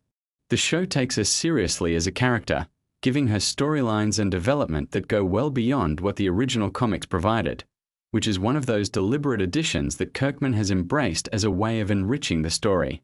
The animation style of Invincible is distinctive. It leans into a certain kind of comic book aesthetic while also committing to moments of real visual intensity. The action sequences do not shy away from consequence. In the superhero genre, there has historically been a tendency to sanitize violence, to make the battles feel exciting and consequence-free. Invincible takes a different approach. The physical reality of these conflicts is made apparent. Characters get hurt. Environments get destroyed. The stakes feel genuine because the show is willing to show you what those stakes actually mean. This commitment to consequence is part of what gives the show its distinctive emotional texture. Let your breathing slow a little as we move deeper into the world of the series. Think about the Viltrumite civilization, the alien empire that forms the backbone of the larger conflict in the story. The Viltrumites are a warrior race, incredibly powerful, nearly immortal, with a civilization built on conquest and the belief that their way is superior. They are not cartoonishly evil in the way that some alien villain races in stories can be. They have their own logic, their own history, their own deeply held beliefs about order and strength and the purpose of the universe. What makes them genuinely frightening is not just their power but the sincerity of their conviction. They believe they are right. That kind of ideological certainty, combined with essentially limitless physical capability, makes for a formidable and fascinating antagonist. The character of Thrag, who emerges as a major figure in the later arcs of the story, is one of the most impressive villains in the entire series. He is not loud or theatrical about his menace. His threat is understated, cold, and deeply serious. He represents the extreme endpoint of Viltrumite philosophy, someone who has internalized every aspect of his civilization's values and pursues them with total relentlessness. Building a character like that takes patience in the storytelling. You introduce them slowly, establish their presence gradually, let the audience develop a sense of who they are before the full weight of that threat becomes apparent. The show understands this and deploys Thrag with the care that a truly significant antagonist deserves. One of the interesting things about how the show manages its storytelling across seasons is the deliberate way it raises the emotional floor with each new arc.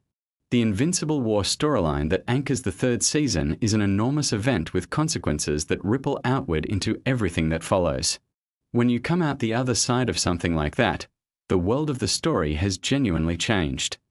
Characters carry the weight of what happened. The normal rhythms of life have been disrupted. Mark in particular wrestles with the moral and psychological aftermath of that conflict in ways that shape everything about how he approaches the next set of challenges. The show is interested in trauma as a real phenomenon, not just as backstory flavor, but as something that lives in people and shapes their behavior and their choices over time. As you settle more deeply into rest, let the familiar details of this universe wash gently over your mind. Think about Cecil Stedman and the Global Defense Agency. Cecil is one of those characters who occupies that morally ambiguous space that great storytelling loves to explore. He is not a villain in any simple sense. He genuinely cares about protecting humanity. But his methods, his willingness to make certain kinds of calculations, to treat individuals as expendable pieces in a larger strategic game, puts him in permanent friction with Mark's more idealistic approach to heroism. What makes the dynamic between them interesting is that neither is simply wrong. Cecil understands things about the world that Mark's optimism sometimes blinds him to. And Mark understands things about what it means to be a person that Cecil's strategic mind sometimes loses sight of. Their relationship is a running argument about how to be good in a complicated world, and it never fully resolves because it is not the kind of question that fully resolves. The show also has a remarkable ensemble of supporting characters who each bring their own textures and stories. Adam Eve is one of the most powerful figures in the series, with abilities that are genuinely extraordinary even within a world full of extraordinary abilities. Her personal history, her relationship to her powers, and her connections to Mark form one of the emotional cores of the show. The choices she makes throughout the story are not always easy ones, and the show honors the complexity of those choices rather than smoothing them into something simpler and more comfortable. William, Mark's best friend, represents something important in the story as well. He is a person navigating an ordinary human life in proximity to extraordinary events. His reactions, his humor, his moments of genuine fear and wonder provide a grounding perspective that the show uses skillfully. In stories about superheroes, the ordinary human characters can sometimes feel like furniture, present mainly to give the powered characters someone to save. Invincible treats its human characters with more respect than that. They have their own lives, their own concerns, their own evolution as the story progresses.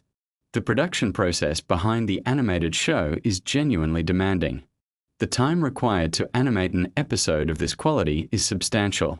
Reports from the creators have indicated that a single episode can take somewhere in the region of 8 to 10 months to animate properly. This is one of the reasons why the gaps between seasons can feel long to eager fans.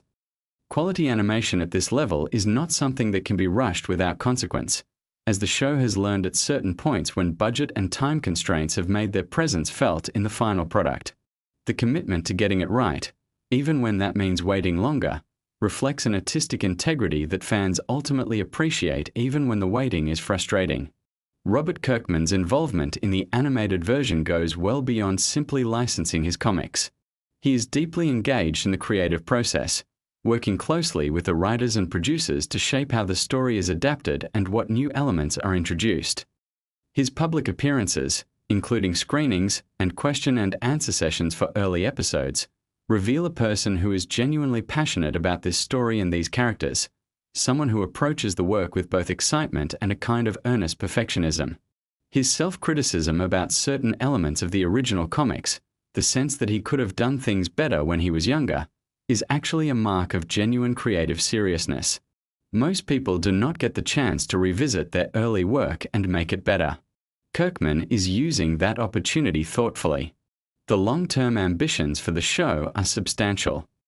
The current planning envisions multiple additional seasons, with the possibility of the story continuing well into the future as long as the creative and business conditions support it. The source material is rich enough to support this kind of extended run. The comics told a complete story with a definitive ending, which means the show has a destination it is moving toward, even as it takes its own path to get there. That sense of narrative direction, the knowledge that the story has somewhere specific it is going, is part of what gives the show its dramatic coherence. It is not simply generating content season after season without a plan. It is adapting a complete and finished story, which gives it a structural integrity that longer-running shows without a defined ending sometimes lack. Let your thoughts drift now to some of the smaller pleasures of the series. The title sequences each season contain their own hidden meanings and visual jokes. There is a tradition in the show of using the opening credits as a kind of puzzle or Easter egg, building in references and surprises that reward attentive viewing. The gradual revelation of what the title imagery actually depicts across a season is a playful engagement with the audience, an acknowledgement that the people watching care enough to pay close attention and deserve to be rewarded for that attention. These small creative touches contribute to the feeling that the show is made by people who genuinely love what they are doing and want the audience to have fun engaging with it on multiple levels. The sound design and music of Invincible also deserve acknowledgement in any serious appreciation of the show. The sonic landscape of the series, from the score during quiet emotional scenes to the audio design during the larger action sequences, is carefully crafted to serve the story. Music in animated shows can sometimes feel generic or disconnected from the specific emotional needs of individual moments. Invincible takes a more intentional approach, using its audio elements to reinforce and deepen what is happening on screen. Consider for a moment the broader significance of what Invincible has accomplished within the landscape of superhero storytelling. The genre has been dominant in popular culture for an extended period now, and that dominance has come with a certain formula, a set of expected rhythms and emotional beats that audiences have become very familiar with. Invincible operates within the superhero genre while consistently pushing against its conventions. It asks harder questions, accepts more difficult answers, and refuses the comfort of easy resolution. That willingness to be genuinely challenging while remaining genuinely entertaining is not as common as it should be, and it is one of the primary reasons the show has earned such devoted appreciation from its audience. The relationship between generations is one of the thematic threads that runs through the entire story. Mark is defined in large part by his relationship with his father and what he does with the legacy that father has left him, both the heroic aspects of that legacy and the deeply problematic ones. How do you take what you have inherited and make it into something that reflects your own values rather than simply perpetuating what came before? That question sits at the heart of Mark's journey, and it resonates well beyond the specific circumstances of superhero mythology. It is a fundamentally human question about identity and inheritance and the work of becoming your own person. As the night deepens around you and your body sinks further into rest, let these stories settle softly in your mind. The world of Invincible is vast and strange and full of characters who are doing their best in circumstances that frequently overwhelm them. There is something reassuring about that, actually. Even people with extraordinary power struggle with ordinary human problems. Even the most capable heroes have moments of doubt and confusion and regret. The show does not pretend that strength makes things simple or that having the ability to help means always knowing how to help. It sits with the difficulty honestly, and that honesty is part of what makes it such compelling company. Think about the moments throughout the series where unexpected kindness appears in dark circumstances. The small acts of connection between characters who might otherwise be enemies. The conversations that happen in the aftermath of conflict, when the adrenaline has faded and people are left with the human reality of what has happened. These quiet moments are as important to the texture of the show as any of its spectacular set pieces. They are the moments where the story reveals its heart, where you see what it actually values and what it believes about people and their capacity for understanding and change. The future of the story holds many things. The Viltrumite War arc that lies ahead in the narrative is one of the most significant and ambitious storylines in the entire comic series. It represents a genuine escalation, a raising of the stakes that involves not just individual characters but entire civilizations and the fate of the larger universe. Preparing the audience for that kind of conflict requires careful groundwork, and the show has been laying that groundwork deliberately and patiently. When the larger confrontation arrives, it will have been earned. The live-action film that has been discussed in connection with the property exists in that interesting space of long-term Hollywood development. The possibility is real, but the timeline is genuinely uncertain, and the relationship between the animated series and any eventual live-action adaptation is something that will have to be navigated carefully. Stories that exist in multiple formats simultaneously can become complicated, and the creative decisions about how to manage those complications will matter for both versions of the story. For now, though, The animated series stands on its own as one of the finest examples of its kind. It is a show that respects its audience's intelligence, takes its characters seriously, and commits fully to the emotional consequences of its narrative choices. In a media landscape that often opts for the safe and comfortable, Invincible continues to choose the interesting path, the more demanding path, the path that requires its characters and its audience to engage fully with what it means to try to be good in a world that resists simple answers. And as you rest now, as your breathing slows and the sounds of the day fade away, carry with you the quiet satisfaction of knowing there is more of this story still to come. More adventures, more challenges, more of the emotional honesty that makes this world worth inhabiting in imagination. The best stories have a way of staying with us even after we have closed our eyes, settling into the deeper parts of our minds where they continue to do their work. Invincible is that kind of story. It earns its place in the imagination and holds it with something that feels almost like genuine affection between the story and the people who love it. Let yourself drift now. The world of Mark Grayson will be there when you return to it. For now there is only the quiet and the rest and the slow, pleasant dissolving of the day into the soft darkness of sleep. You are safe. You are comfortable. And the stories will be waiting for you on the other side of tonight. The animation team behind Invincible spent years hiding secrets inside a show most people watch through their fingers. So let's slow it all the way down and find every single one of them. Invincible is an animated superhero series that premiered on Amazon Prime Video in March of 2021. It is based on the comic book series created by Robert Kirkman, the same mind behind The Walking Dead. The show follows 17-year-old Mark Grayson, a teenager who is just trying to survive high school while also figuring out that he is slowly developing superpowers. His father, Nolan Grayson, goes by the name Omni-Man, and he is essentially the most powerful superhero on Earth. Think of the strongest, most respected hero you can imagine, and that is Nolan. He has been protecting the planet for years, and Mark just wants to be like him. What makes Invincible so special right from the start is the way it handles expectations. For the first 20 to 25 minutes of the very first episode, it genuinely looks and feels like a typical superhero origin story. The colors are bright, the tone is upbeat, Mark is a lovable, awkward teenager, and everything seems cheerful and optimistic. The creative team behind the show did this intentionally. They wanted the audience to feel completely safe and comfortable before pulling the rug out from under them. That tonal bait and switch is one of the most talked about decisions in the entire first episode, and it works spectacularly. The show is produced by Skybound Entertainment, which is Robert Kirkman's own production company, giving him a level of creative control that a lot of comic creators never get when their work is adapted. Kirkman actually served as an executive producer on the series, meaning he was deeply involved in the decisions being made about how the story would translate from page to screen. That involvement shows in how faithfully the series respects the source material, while also finding smart ways to expand and breathe new life into it. One of the first things you notice about Invincible is its voice cast, and it is genuinely one of the most impressive assembled for any animated project in recent memory. Stephen Yeun voices Mark Grayson, bringing this warm, earnest quality to the character that makes you root for him immediately. Stephen Yeun is best known for his live-action work, including his role in The Walking Dead and his Oscar-nominated performance in the film Minari. His involvement in Invincible speaks to how seriously the production took the project. This was not a casual animated gig. This was a full commitment to bringing depth and authenticity to the character. Yotka.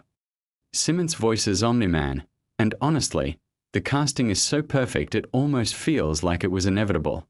Simmons has this natural commanding authority in his voice. When Nolan speaks, you listen. There is a weight to every word, a sense that this is a man who has seen and done things that most people cannot comprehend. And as the season progresses and we learn more about who Nolan truly is, that vocal authority takes on a much more unsettling quality. The way Simmons modulates between warm father and terrifying force of nature is genuinely impressive work. Sandra Oh voices Debbie Grayson, Mark's mother, and her performance is quietly one of the most emotionally affecting things about the entire season. Debbie starts out as a fairly typical supportive mother figure, But as the season unfolds and the truth about Nolan begins to surface, Sandra Oh gets to do some extraordinary emotional heavy lifting. The audience feels every crack in Debbie's world through her voice alone, and that is a testament to both the writing and Oh's craft. The show also features J. Robert Oppenheimer. No, wait, that is the famous physicist. The show features Zazie Beetz as Amber, Mark's girlfriend, Gillian Jacobs as Adam Eve, Andrew Rannells as William, and an almost absurd number of celebrity cameos and supporting roles that pop up throughout the season. Mark Hamill is in the show. Walton Goggins is in the show. Seth Rogen and Evan Goldberg, who are actually two of the showrunners, both provide voices. The sheer density of talent in this cast is something that fans talk about frequently.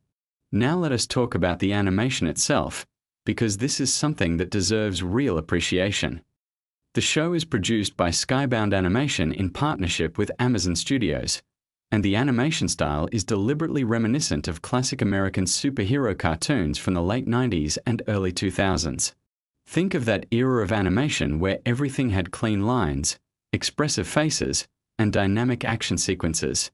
The show channels that nostalgic energy while simultaneously pushing into territory that those older cartoons would never dare to go. The color palette of the show is worth noticing. In quieter, more domestic scenes, the colors are warm and a little soft. There is a comfort to those moments, a visual language that says everything is fine, everything is normal. But when action sequences begin, and especially when violence escalates, the colors become more saturated, more intense. The show uses color as an emotional guide, steering your feelings before the dialogue or action even registers consciously. One of the more interesting technical decisions made by the animation team involves the way blood and injury are depicted. This is a show that does not shy away from the consequences of superhero combat. When people get hurt in Invincible, it looks like it hurts. This was a deliberate creative choice rooted in a specific philosophy. The creators wanted the violence to feel meaningful rather than consequence-free. In most superhero content, characters trade blows without any visible lasting damage, which can make the stakes feel artificial. Invincible refuses to let that happen. The show's first season covers roughly the first 13 issues of the original comic series, though with some adjustments and additions. The pacing is notably different from the comics, with the television adaptation taking time to develop relationships and emotional dynamics that the comics sometimes moved past quickly. This was a smart adaptation choice because television audiences need to feel emotionally connected to characters before those characters are put through difficult situations. By the time the season reaches its pivotal moments, you genuinely care about everyone involved. Let us talk about Adam Eve for a moment, because she is one of the most fascinating characters in the season. Eve Wilkins has the ability to rearrange matter at a molecular level, which makes her arguably one of the most powerful characters in the entire show. She can transform one substance into another, create things from nothing, and theoretically reshape reality itself if she wanted to. But she was raised and trained by a government organization that encouraged her to use her powers in limited, controlled ways. The tension between Eve's extraordinary potential and the constraints placed on her by others is one of the recurring themes of her character arc. What is interesting about Eve is that her power, while incredible, is shown to have real emotional and physical costs. Using her abilities extensively drains her. There is a fatigue that comes with pushing her powers to their limits, and the show portrays this not as a simple weakness but as a reminder that even immense power comes with a price. This humanizes her in ways that make her far more compelling than a character who simply has unlimited capability. The Guardians of the Globe are another element worth exploring. These are Earth's premier superhero team in the Invincible universe, essentially the Justice League equivalent of this world. They are powerful, respected, and seemingly unstoppable. The show introduces them with genuine affection, letting you spend just enough time with them to appreciate their personalities and dynamics. There is Dark Wing, who has an obvious Batman energy. There is Green Ghost, War Woman, Aquarius, Red Rush, and the Immortal leading the team.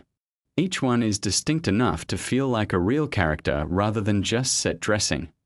The decision to invest even a small amount of time developing the Guardians before the end of the first episode is a masterful storytelling choice. Because what happens to the Guardians in the final act of that first episode lands so much harder when you have already started to feel something for them.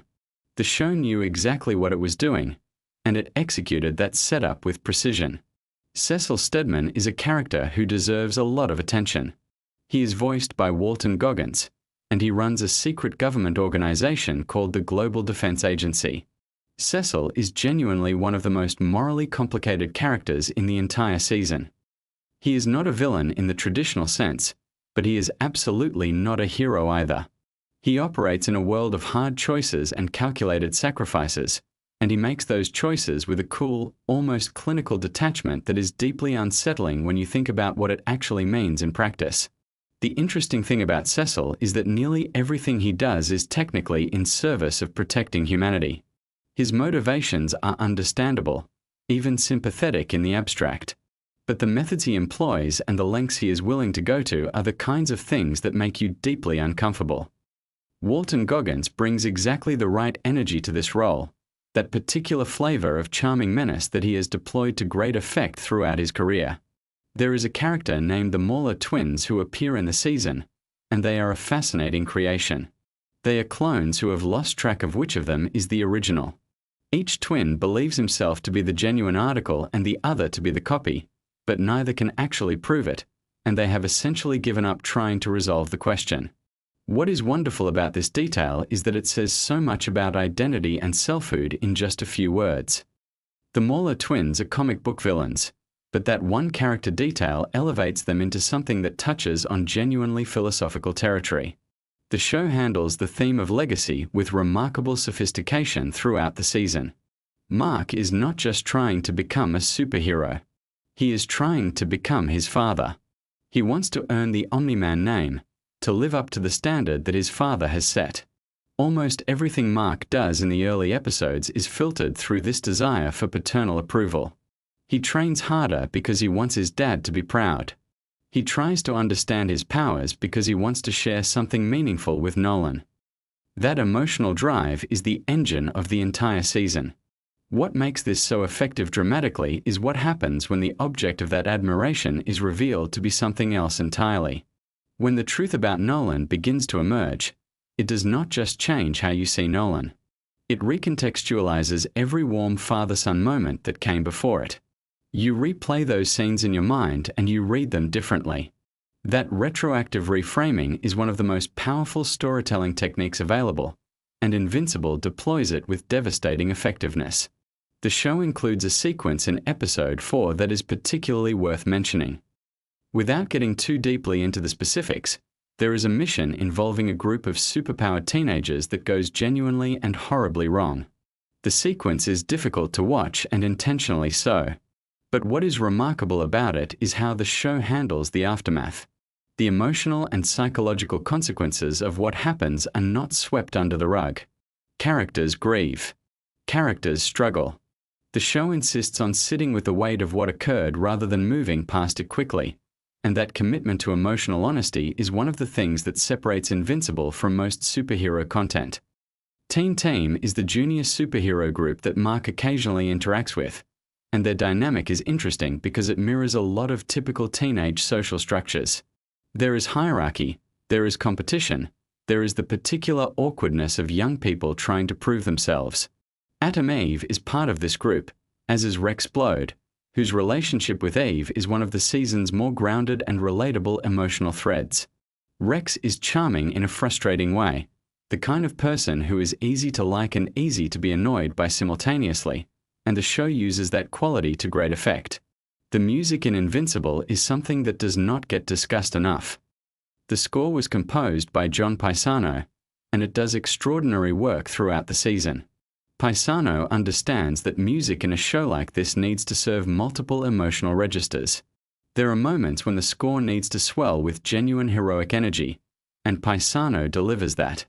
But there are also moments when the music needs to be quietly ominous, threading a sense of unease beneath a scene that looks perfectly ordinary, and Paisano handles those moments with particular skill. The tonal complexity of the score mirrors the tonal complexity of the show itself. Let us take a moment to appreciate the show's approach to world building, because it is genuinely impressive. The Invincible universe is enormous.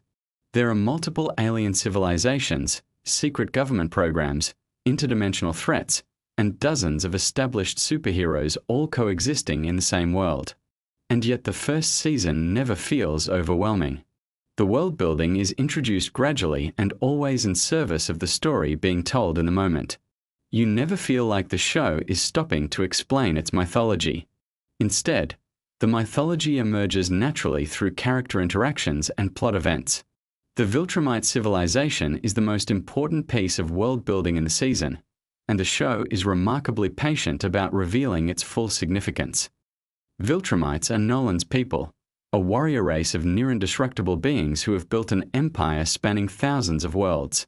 The show drops hints about what this means throughout the season before finally laying out the full picture in the closing episodes. By that point, the implications are staggering, and the audience is fully equipped to understand exactly why what they are learning is so devastating. The relationship between Mark and his best friend William is a lovely thread running through the season. William is not a superhero. He does not know about Mark's powers for most of the season. He is just a regular kid who is trying to figure out his own identity, including his sexuality, which the show addresses with a refreshing matter-of-factness. William's storyline is small compared to the superhero drama happening around it, but it is vital because it keeps Mark grounded in a recognizably human world. Without William, Mark might float away entirely into the superhero narrative and lose some of what makes him relatable.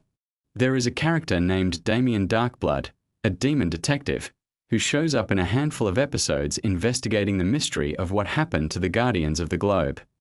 Darkblood is a fascinating creation, a figure from hell who has chosen to spend his existence solving crimes rather than committing them. He is given almost no backstory, and yet he manages to feel fully realized through a combination of sharp design, economical writing, and excellent voice performance. He is the kind of character who could carry his own series, and his departure from the show's story is handled in a way that is simultaneously satisfying and quietly melancholy. The show's finale is one of the most emotionally intense pieces of superhero storytelling ever put to screen. The confrontation between Mark and Nolan that serves as the season's climax is a long sequence, almost uncomfortably extended, and that length is part of what makes it so effective. This is not a quick, clean resolution. It is a prolonged, brutal reckoning that refuses to give either character or the audience an easy out. The emotional content of that sequence, the love and betrayal and grief and desperation tangled together, is handled with a sophistication that rivals the best dramatic television regardless of genre. J.K. Simmons' vocal performance in that finale sequence is something that people who worked on the show have pointed to as one of the highlights of the entire production. The range he covers, from cold authority to something that sounds disturbingly close to pleading, across the course of that conversation is remarkable. And Stephen Yeun matches him completely, delivering a performance that captures exactly what it feels like to have the person you most admire in the world reveal themselves to be something you cannot reconcile with the image you held of them. The show was renewed for a second and third season before the first season had even finished airing, which speaks to the confidence Amazon had in the property. That confidence was clearly justified given how the show was received by both critics and audiences. The response to Invincible Season 1 was remarkably enthusiastic, with particular praise going to the voice performances, the animation quality, the writing, and the willingness to take the genre seriously rather than treating superhero stories as inherently lightweight material. One of the more interesting behind-the-scenes facts about the production involves the sheer number of episodes that were developed simultaneously. Because Amazon ordered multiple seasons before production was complete, the creative team was able to plan long-term story arcs from very early in the process. This kind of structural freedom is rare in television, and it shows in the writing. The first season plants seeds that will pay off much later, and the team was able to do this knowing that they would actually have the chance to deliver on those promises. The design of Omni-Man's costume is worth a brief appreciation. It is deliberately simple, almost aggressively so compared to the intricate designs of other characters. The black cape, the dark suit, the large mustache that became an internet sensation unto itself. The visual simplicity of Omni-Man's design communicates something important about the character. He does not need elaborate armor or flashy technology. He is the weapon. Everything about him is contained in his physical presence, and the stripped-down costume reflects that. Cecil's scarring, the visible damage to his face, is a visual element that carries significant narrative weight. It represents a story from the past, a consequence of decisions made long before the events of the first season. The show does not rush to explain it. The scars are simply there, a constant physical reminder that this world has a history full of difficult choices and real consequences. That kind of visual storytelling, letting a design element communicate character backstory without explicit exposition, is one of the hallmarks of sophisticated animation. The first season of Invincible also does something interesting with the concept of heroism itself. The Global Defense Agency, Cecil's organization, represents a certain pragmatic approach to protecting humanity. They make deals that are morally uncomfortable. They deploy assets in ways that could be described as using people rather than working with them. Their effectiveness is real, but so is their willingness to compromise on ethical questions when the stakes are high enough. This creates an ongoing tension about what it actually means to protect the world and whether good intentions justify troubling methods. Mark wrestles with this tension throughout the season, and his discomfort with some of what Cecil represents is an important part of his character development. Mark is not naive exactly, but he holds onto an idea of heroism that is fundamentally about doing good rather than just achieving good outcomes. The difference between those two things, and the question of whether that distinction can survive contact with a world full of genuinely terrifying threats, is one of the season's most intellectually interesting questions. There is a lovely detail about the way the show depicts Mark's school life. His high school feels genuinely lived in rather than generic. The social dynamics, the particular rhythms of teenage existence, the way time moves differently at that age, all of it feels observed and authentic. The creative team clearly believed that the superhero elements of the show would only matter as much as the human elements beneath them, and the effort put into the high school setting reflects that belief. Amber as a character gets some criticism from certain viewers who feel she is not developed enough in the first season, and that is a fair observation in some respects. But it is also worth noting that Amber demonstrates a grounded practicality and emotional intelligence that distinguishes her from the typical love interest in this kind of story. She is not waiting to be defined by her relationship with Mark. She has her own values, her own sense of purpose, her own lines she will not cross. Those qualities are established quietly, but they are there if you are paying attention. The show uses a specific narrative technique that might be called delayed revelation, where information is withheld not to manipulate the audience but to replicate the experience of a character who does not yet have access to that information. We learn things when Mark learns them, and we are disoriented when Mark is disoriented. This creates a powerful sense of alignment between the audience and the protagonist that makes every discovery hit with the emotional force of a personal revelation rather than a plot update. There is something worth noting about the show's handling of grief, particularly in the later episodes. When characters experience loss, the show gives that loss room to breathe. There are quiet scenes that exist specifically to let the weight of what has happened settle on both the characters and the audience. This is a discipline that a lot of action-focused storytelling lacks. Invincible understands that audiences need to feel the cost of events before moving on, and it honors that need consistently. The season concludes with Mark fundamentally changed from the person he was in the first episode, but not in a way that feels arbitrary or forced. Every development in his character arc traces back to specific experiences and relationships and choices. His transformation feels earned rather than imposed, which is one of the most important qualities a season of television can have. When you finish watching and you think back to where Mark began, the distance he has traveled is genuinely striking. One final thing worth sitting with as you drift towards sleep is just the broader significance of what Invincible Season 1 accomplished in the landscape of superhero media. It demonstrated that the genre could support genuinely complex, emotionally sophisticated storytelling without sacrificing entertainment value or accessibility. It took the things that make superhero stories compelling and used them as a foundation for something that asked harder questions and demanded more from its audience. And it did all of this while still being completely, thoroughly watchable. The kind of show that pulls you through episode after episode without you quite realizing how much time has passed. The legacy of this first season is a show that earned its place among the most celebrated animated series of its era, not just among superhero content but among ambitious storytelling more broadly. It reminded audiences and creators alike that animation is not a limitation but a possibility space, a medium capable of things that live action cannot always achieve, and that the stories told there can be every bit as affecting and meaningful as anything else on your screen. So as you settle in tonight, let these details and stories drift through your mind. The care taken with every voice performance, the deliberate visual choices, the patience of the storytelling, the richness of the world that Kirkman and the creative team built together, the way a teenage boy trying to be like his father became one of the most resonant origin stories in superhero fiction. All of that is waiting for you to revisit it, to notice new things, to appreciate how much craft went into every single frame of this extraordinary first season. Rest well. The world of Invincible will be there when you wake up. What if I told you that one of the most quietly brilliant things about Invincible Season 2 has absolutely nothing to do with the punching, the blood, or the dimension-hopping chaos that dominates every conversation about the show? What if the most fascinating layer of that season is happening in the background, in the quieter moments, in the scenes that most people scroll past when they're recapping the highlights?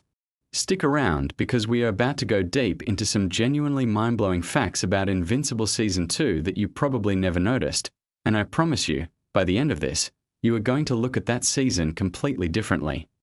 These are the kind of facts that are perfect to have drifting through your mind as you drift off to sleep.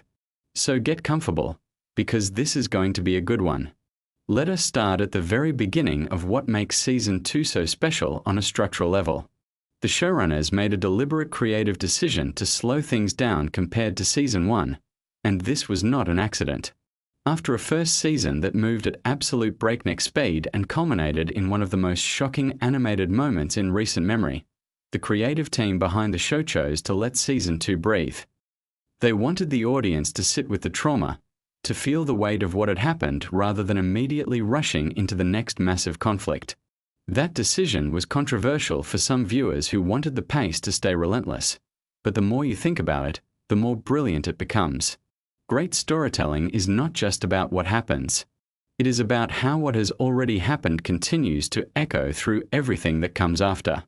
And speaking of echoes, one of the most interesting things about Season 2 is how deeply it is concerned with the psychological aftermath of violence. Mark Grayson is not just dealing with the fact that his father was the villain all along. He is dealing with the specific horror of having been nearly beaten to death by someone who loved him. That is a very particular kind of trauma, and the writers took real care to show how it changes the way Mark moves through the world. You can see it in the way he hesitates in certain fights, in the way his confidence has this new fragile quality underneath the surface bravado. Season 1 Mark was cocky in a way that felt earned and fun. Season 2 Mark is cocky in a way that sometimes feels like a performance he is putting on for himself as much as anyone else. Now here is something that a lot of casual viewers completely miss. The color palette of Season 2 shifts in subtle but meaningful ways depending on whose emotional state we are tracking in any given scene. The animation team put enormous thought into how light and color could be used to communicate internal experience without any dialogue at all. When Mark is at his most vulnerable, the scenes around him tend to pull toward cooler, more muted tones. When he is at his most powerful or confident, the saturation cranks up and the warm tones come flooding back in. This is not always consistent, and sometimes it shifts mid-scene, which is actually the point. His emotional state is unstable, and the visual language of the show reflects that instability in real time. The relationship between Mark and his mother Debbie is one of the most underappreciated emotional threads in the entire season. Think about what Debbie is going through. She spent years in a loving marriage with a man who turned out to be living a double life of almost incomprehensible brutality. Her whole identity as a wife and as a family unit has been obliterated. And yet she still has to be a mother to a teenager who is also processing this betrayal while simultaneously saving the world on a semi-regular basis. The scenes between Sandra Oh, who voices Debbie, and Stephen Yeun, who voices Mark, have this incredible weight to them. There is so much that both characters want to say and cannot quite find the words for, and that gap between what they want to express and what they actually manage to articulate is where some of the most honest emotional writing in the whole series lives. Here is a fascinating behind-the-scenes fact about the voice cast that most people do not know. The actors in Invincible often record their lines separately, which is completely standard for animation production. But what makes Invincible a little different is that the showrunners and writers have spoken about how certain emotionally pivotal scenes were orchestrated to give the actors as much context as possible before recording, even when they were not in the booth together. The goal was to make the performances feel reactive and lived in rather than isolated. And when you go back and listen to Season 2 with that knowledge in your head, you start to hear things differently. The pauses are more loaded. The breaths before certain lines carry more meaning. It is the kind of craft that does not call attention to itself but that you feel without necessarily being able to name it. Let us talk about Angstrom Levi, because he is one of the most thematically rich villains in the whole show, and Season 2 really leans into what makes him work. What is interesting about Angstrom is that he starts the season as someone you could almost sympathize with. He is not evil in a mustache-twirling way. He has a genuine grievance and a genuine goal. He wants to help people across dimensions, to aggregate knowledge and use it for good. The tragedy of his arc is that the transformation he undergoes, both physically and psychologically, turns all of that altruistic intention into something unrecognizable. He becomes a monster not because he wanted to be one, but because of a sequence of events that he only partly caused and that partly happened to him. That moral ambiguity is so much more interesting than a straightforward bad guy, and it makes the conflict between him and Mark feel genuinely tragic rather than just exciting. One of the things the show does brilliantly in Season 2 is use the concept of parallel universes not just as a plot device but as a genuine philosophical tool. When Angstrom can access countless alternate realities, you start thinking about what that means for identity and choice. Every version of a person that exists across infinite dimensions represents a different set of decisions, a different set of circumstances, a different life. And yet something remains constant at the core. That question of what remains constant, of what is essential about a person no matter what variables change around them, is something the season keeps returning to in different ways. It is not always explicit, but it is always there, running underneath the surface of the action. Now I want to spend some time on something that gets almost no attention in the discourse around this season, and that is the sound design. Invincible has always had extraordinary sound design, but Season 2 takes it to a new level. The way impacts are layered, the way the silence before a major moment of violence is held just a beat too long so that when the hit lands it feels almost physically shocking, these are decisions that take enormous skill and intentionality. The sound team works in close collaboration with the animation team to make sure that what you see and what you hear are creating a unified experience. Some of the most brutal moments in Season 2 hit as hard as they do not just because of how they look, but because of how they sound. The audio is doing as much emotional work as the visuals in many key scenes. Here is something genuinely surprising about the production timeline for Season 2. The gap between Season 1 and Season 2 was significantly longer than most fans expected, and a big part of that was because the team wanted to use the additional time to refine the animation quality beyond what they had been able to achieve in the first season.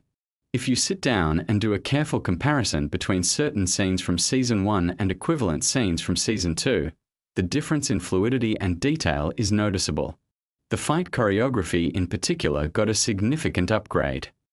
The team spent a lot of time studying real martial arts and physics to make the way these superhuman characters move feel more grounded and believable, even when the things they are doing are completely impossible by the laws of physics as we understand them. The Cecil Stedman storyline in Season 2 is one that rewards really careful attention. Cecil is such a fascinating character because he operates in this completely immoral utilitarian framework where the only thing that matters is outcomes. He is not cruel for the sake of it. He genuinely believes that everything he does is in service of protecting humanity. But the show refuses to simply validate that worldview, and it also refuses to simply condemn it. There is no easy answer to the question Cecil raises, and that discomfort is intentional. When you have a character who does objectively terrible things for arguably defensible reasons, you as the audience are forced to sit with the complexity of it. Season 2 pushes that discomfort further by showing how Cecil's approach creates real consequences for real people, even as it sometimes genuinely works. Something that does not get nearly enough credit is how Season 2 handles the supporting cast. Characters like William, Eve, and Amber all get moments this season that give them genuine depth and agency beyond their relationships with Mark.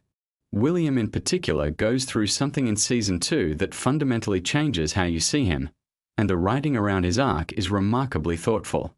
The show understands that the world Mark inhabits is full of people who are dealing with extraordinary things in very ordinary ways, and that contrast is part of what gives the emotional moments their power.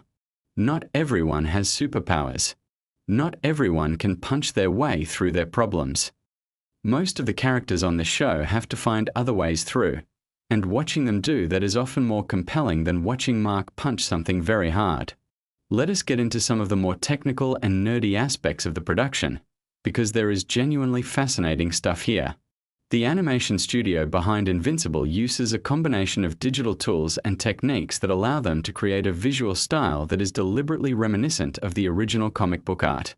Robert Kirkman's source material has a very specific visual identity, and translating that to animation without losing what made it distinctive was a major creative challenge. The line work in the animated series is not trying to be photorealistic. It has a certain flatness and directness that is very much in conversation with the comics, and yet it also does things that only animation can do. The way characters move, the way the camera operates in action sequences, these are things that simply cannot exist on a comic book page, and the team embraces that rather than fighting against it. The multiverse storyline in Season 2 also allowed the writers to do something really clever from a narrative perspective, which is to show us versions of the story that could have gone differently. When you see alternate versions of characters making different choices or facing different circumstances, it creates this implicit argument that the choices our main characters have made are not inevitable. Things could have gone another way. Mark could have become something else. Nolan could have chosen differently. The fact that they ended up where they did is the result of specific decisions made under specific pressures, and the multiverse framing makes that visible in a way that a more linear narrative structure would not allow. Now here is something I find endlessly interesting about Season 2, which is how it handles the theme of legacy. Mark is fundamentally a character who is trying to figure out what it means to be a hero in the shadow of a father who is definitively not one. Every choice he makes is in some sense a response to Nolan. Every time he could take a shortcut and chooses not to, it is a statement about who he wants to be versus who he was raised by. That is not just compelling drama.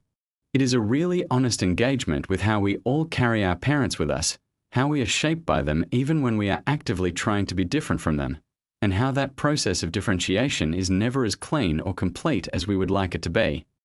The Viltrumite Empire as a whole gets more development in Season 2, and what makes them interesting is that they are not just brutes. They have a complex civilization with its own internal logic, its own history, its own sense of honor and hierarchy. Understanding that does not make them less threatening. If anything, it makes them more so, because it means that the conflict is not just a matter of good versus evil. It is a collision of civilizations with genuinely incompatible values, and neither side fully understands the other. That kind of conflict is much harder to resolve than one that is simply about defeating a bad guy, and Season 2 is very aware of that complexity. Let us talk about something that is maybe a little more abstract but that I think is central to why Season 2 resonates the way it does. The season is, at its core, about what it costs to be good. Not just what it costs in terms of physical danger, though there is plenty of that. It is about the emotional cost, the relational cost, the cost to your sense of self. Being a hero in the Invincible universe is not a glamorous or comfortable thing. It is exhausting and thankless, and it puts you in impossible situations where every option has terrible consequences. The show does not romanticize that. It sits with the difficulty of it, and that honesty is part of what makes it feel more real than most superhero content. Here is a detail that I genuinely love, and it is the kind of thing you only catch if you are paying very close attention. Throughout Season 2, There are small visual callbacks to moments from Season 1 that work almost like emotional bookmarks. A character will be in a pose or a lighting setup that echoes an earlier scene, and the resonance between the two moments adds a layer of meaning to the current one that would not be there without that reference. The animators and directors are very deliberate about these moments. They are not accidents or coincidences. They are part of a carefully constructed visual language that rewards repeat viewing and careful attention. The trauma processing that happens in Season 2 extends not just to Mark and Debbie, but to essentially every character who was in some way connected to what happened at the end of Season 1. The show understands that trauma is not a singular event but a process, and that different people move through that process at very different rates and in very different ways. Some characters cope by throwing themselves into action. Some withdraw. Some become harder and more closed off. Some reach out desperately for connection. The variety of responses feels true to life in a way that is relatively rare in genre storytelling, where the tendency is usually to have characters process trauma quickly and then get back to the main plot. Now I want to take a moment to appreciate the music of Season 2, because it is doing extraordinary work and deserves more attention than it typically gets. The score for Invincible has always been interesting, but Season 2 introduces some new sonic textures that perfectly complement the more psychologically complex tone of the season. There are moments where the music does something almost unsettling, where it sits in a register that is neither triumphant nor tragic but something in between, something that leaves you feeling uncertain in exactly the way the narrative wants you to feel uncertain. That kind of precision in musical storytelling is not easy to achieve, and the composers deserve enormous credit for it. Something that is worth noting about the production of the show is the way it manages its most intense scenes. Because Invincible deals with extremely graphic violence, the creative team has had to think carefully about when to deploy that graphicness and when to pull back. The violence in the show is never gratuitous in the sense of being there purely for shock value. It always has emotional and narrative purpose. But the team also understands that you cannot maintain shock as a consistent baseline. If everything is equally intense all the time, nothing feels intense. So they are very strategic about building and releasing tension, about letting episodes breathe so that when the violence comes it still has the power to land with full force. Let us circle back to Nolan for a moment, because even though he is largely absent from Season 2 in a physical sense, his presence is felt constantly.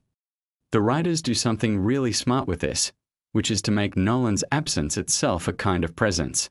Every time Mark is struggling, every time the emotional weight of what has happened becomes too much, Nolan is right there not as a character in the scene, but as a gravitational force shaping everything around him. The decision to structure the season this way, to let the most powerful character in the show's recent history be felt rather than seen for much of the runtime, is a brave one, and it works beautifully. Here is something interesting about how the show approaches morality that I think distinguishes it from most superhero content. Invincible does not have a simple moral framework. It does not tell you who the good guys and bad guys are and then ask you to root for the good guys. Instead, it presents a world in which almost every significant character has done something that is genuinely questionable and then asks you to hold that complexity without resolving it.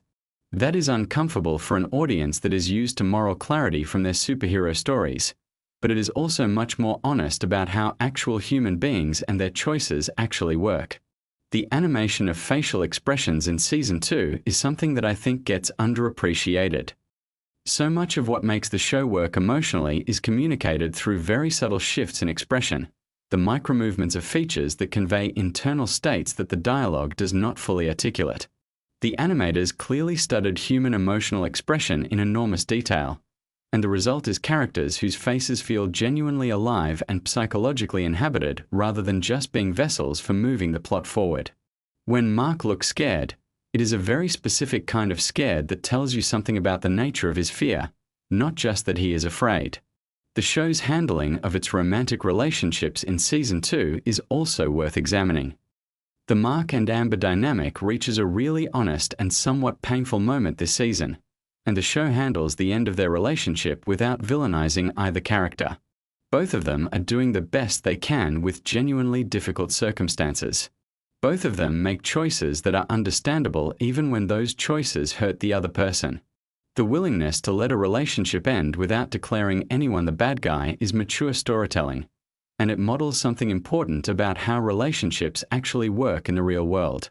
Now here is a genuinely fascinating production fact.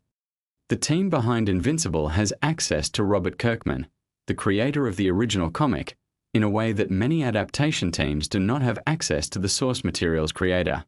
Kirkman has been involved in the production of the animated series in a very hands-on way, and this has allowed the show to develop in directions that diverge from the comics when dramatically appropriate, with the blessing and guidance of the person who created these characters. That level of creative continuity between source material and adaptation is rare, and it shows in the confidence with which the show makes choices that the comics did not make. The Season 2 finale deserves its own discussion because it does something structurally interesting that most finales do not attempt. Rather than resolving the season's central conflicts in a way that provides clean closure, it instead positions the viewer at the threshold of something even larger and more complex that is coming. This is not the same as leaving things unresolved for the sake of it. The emotional arcs of the season do reach meaningful stopping points, but the larger narrative continues to unfold, and the finale is very deliberate about making you feel the vastness of what is still ahead rather than the satisfaction of what has been completed. That is a bold choice that trusts the audience to tolerate ambiguity, and audiences who have been paying attention fully deserve that trust. Something I want to highlight because it genuinely moved me when I noticed it is the way Season 2 treats hope. Despite everything, despite the violence and the betrayal and the ongoing existential threats, the show has this persistent undercurrent of hope. Not naive hope, not the kind of hope that ignores how terrible things can be, but a harder one kind that persists precisely because the characters have seen how bad things can get and are still choosing to fight for something better. That is the kind of hope that actually means something, and it is what keeps Invincible from becoming nihilistic despite dealing with genuinely nihilistic subject matter in several of its storylines. The dimensional travel mechanics in Season 2 are also worth a moment of appreciation from a world-building perspective. The show does not just use the multiverse as a backdrop. It thinks through the logical and emotional implications of what it would mean to be able to move between realities. What would it mean for your sense of identity? What would it mean for your relationships? If there are infinite versions of the people you love, what does that do to the specific love you have for the specific version of them that you know? These are not questions the show answers definitively, but it asks them in ways that stick with you. Let us appreciate for a moment how Season 2 manages its ensemble. This is a show with an enormous cast of characters, many of whom have their own complex storylines and emotional arcs. Keeping all of those plates spinning without any of them feeling neglected or perfunctory is a genuine organizational challenge, and Season 2 handles it with remarkable grace. Part of how they do this is by understanding which characters to put in the same orbit at any given time so that their stories can develop in ways that illuminate each other. Cecil and Debbie, for example, occupy very different emotional registers, but putting them in proximity to each other creates a kind of dialogue between their worldviews that enriches both of their storylines. The way the show depicts government and institutional power in Season 2 is also really interesting. The Global Defense Agency and the way it operates raises all kinds of questions about accountability, about who gets to make decisions that affect everyone, about the difference between authority granted by institutions and authority earned through genuine service. These are not abstract political questions in the context of the show. They play out through the lived experiences of characters we care about, which makes them feel urgent and personal rather than theoretical. Here is one more thing that I find endlessly compelling about Season 2, and it is maybe the thing that stays with me the most. The show is deeply invested in the question of what we owe each other. What do parents owe their children? What do children owe their parents? What do heroes owe the people they protect? What do those people owe the heroes who sacrifice for them? There are no easy answers, and the show does not try to provide them. Instead, it keeps returning to the question from different angles, through different characters, and lets the weight of it accumulate over time. By the time the season ends, you have been sitting with that question for hours, and it has gotten under your skin in a way that the most spectacular action sequences never quite manage. So as you let all of this drift through your mind tonight, think about the layers that are working in a show like this. Think about the color palettes and the sound design, the careful psychology of characters dealing with trauma in real and honest ways, the philosophical weight of the multiverse storyline, the way a show about superheroes can be a genuinely grown-up exploration of identity, legacy, and what it costs to choose to be good. The craft that goes into something like Season 2 of Invincible is extraordinary, and it is the kind of thing that rewards not just watching but thinking. So let it settle. Let the images and ideas move through your mind as you rest tonight. Sometimes the best appreciation for something beautiful is just letting it be there with you quietly. Sleep well.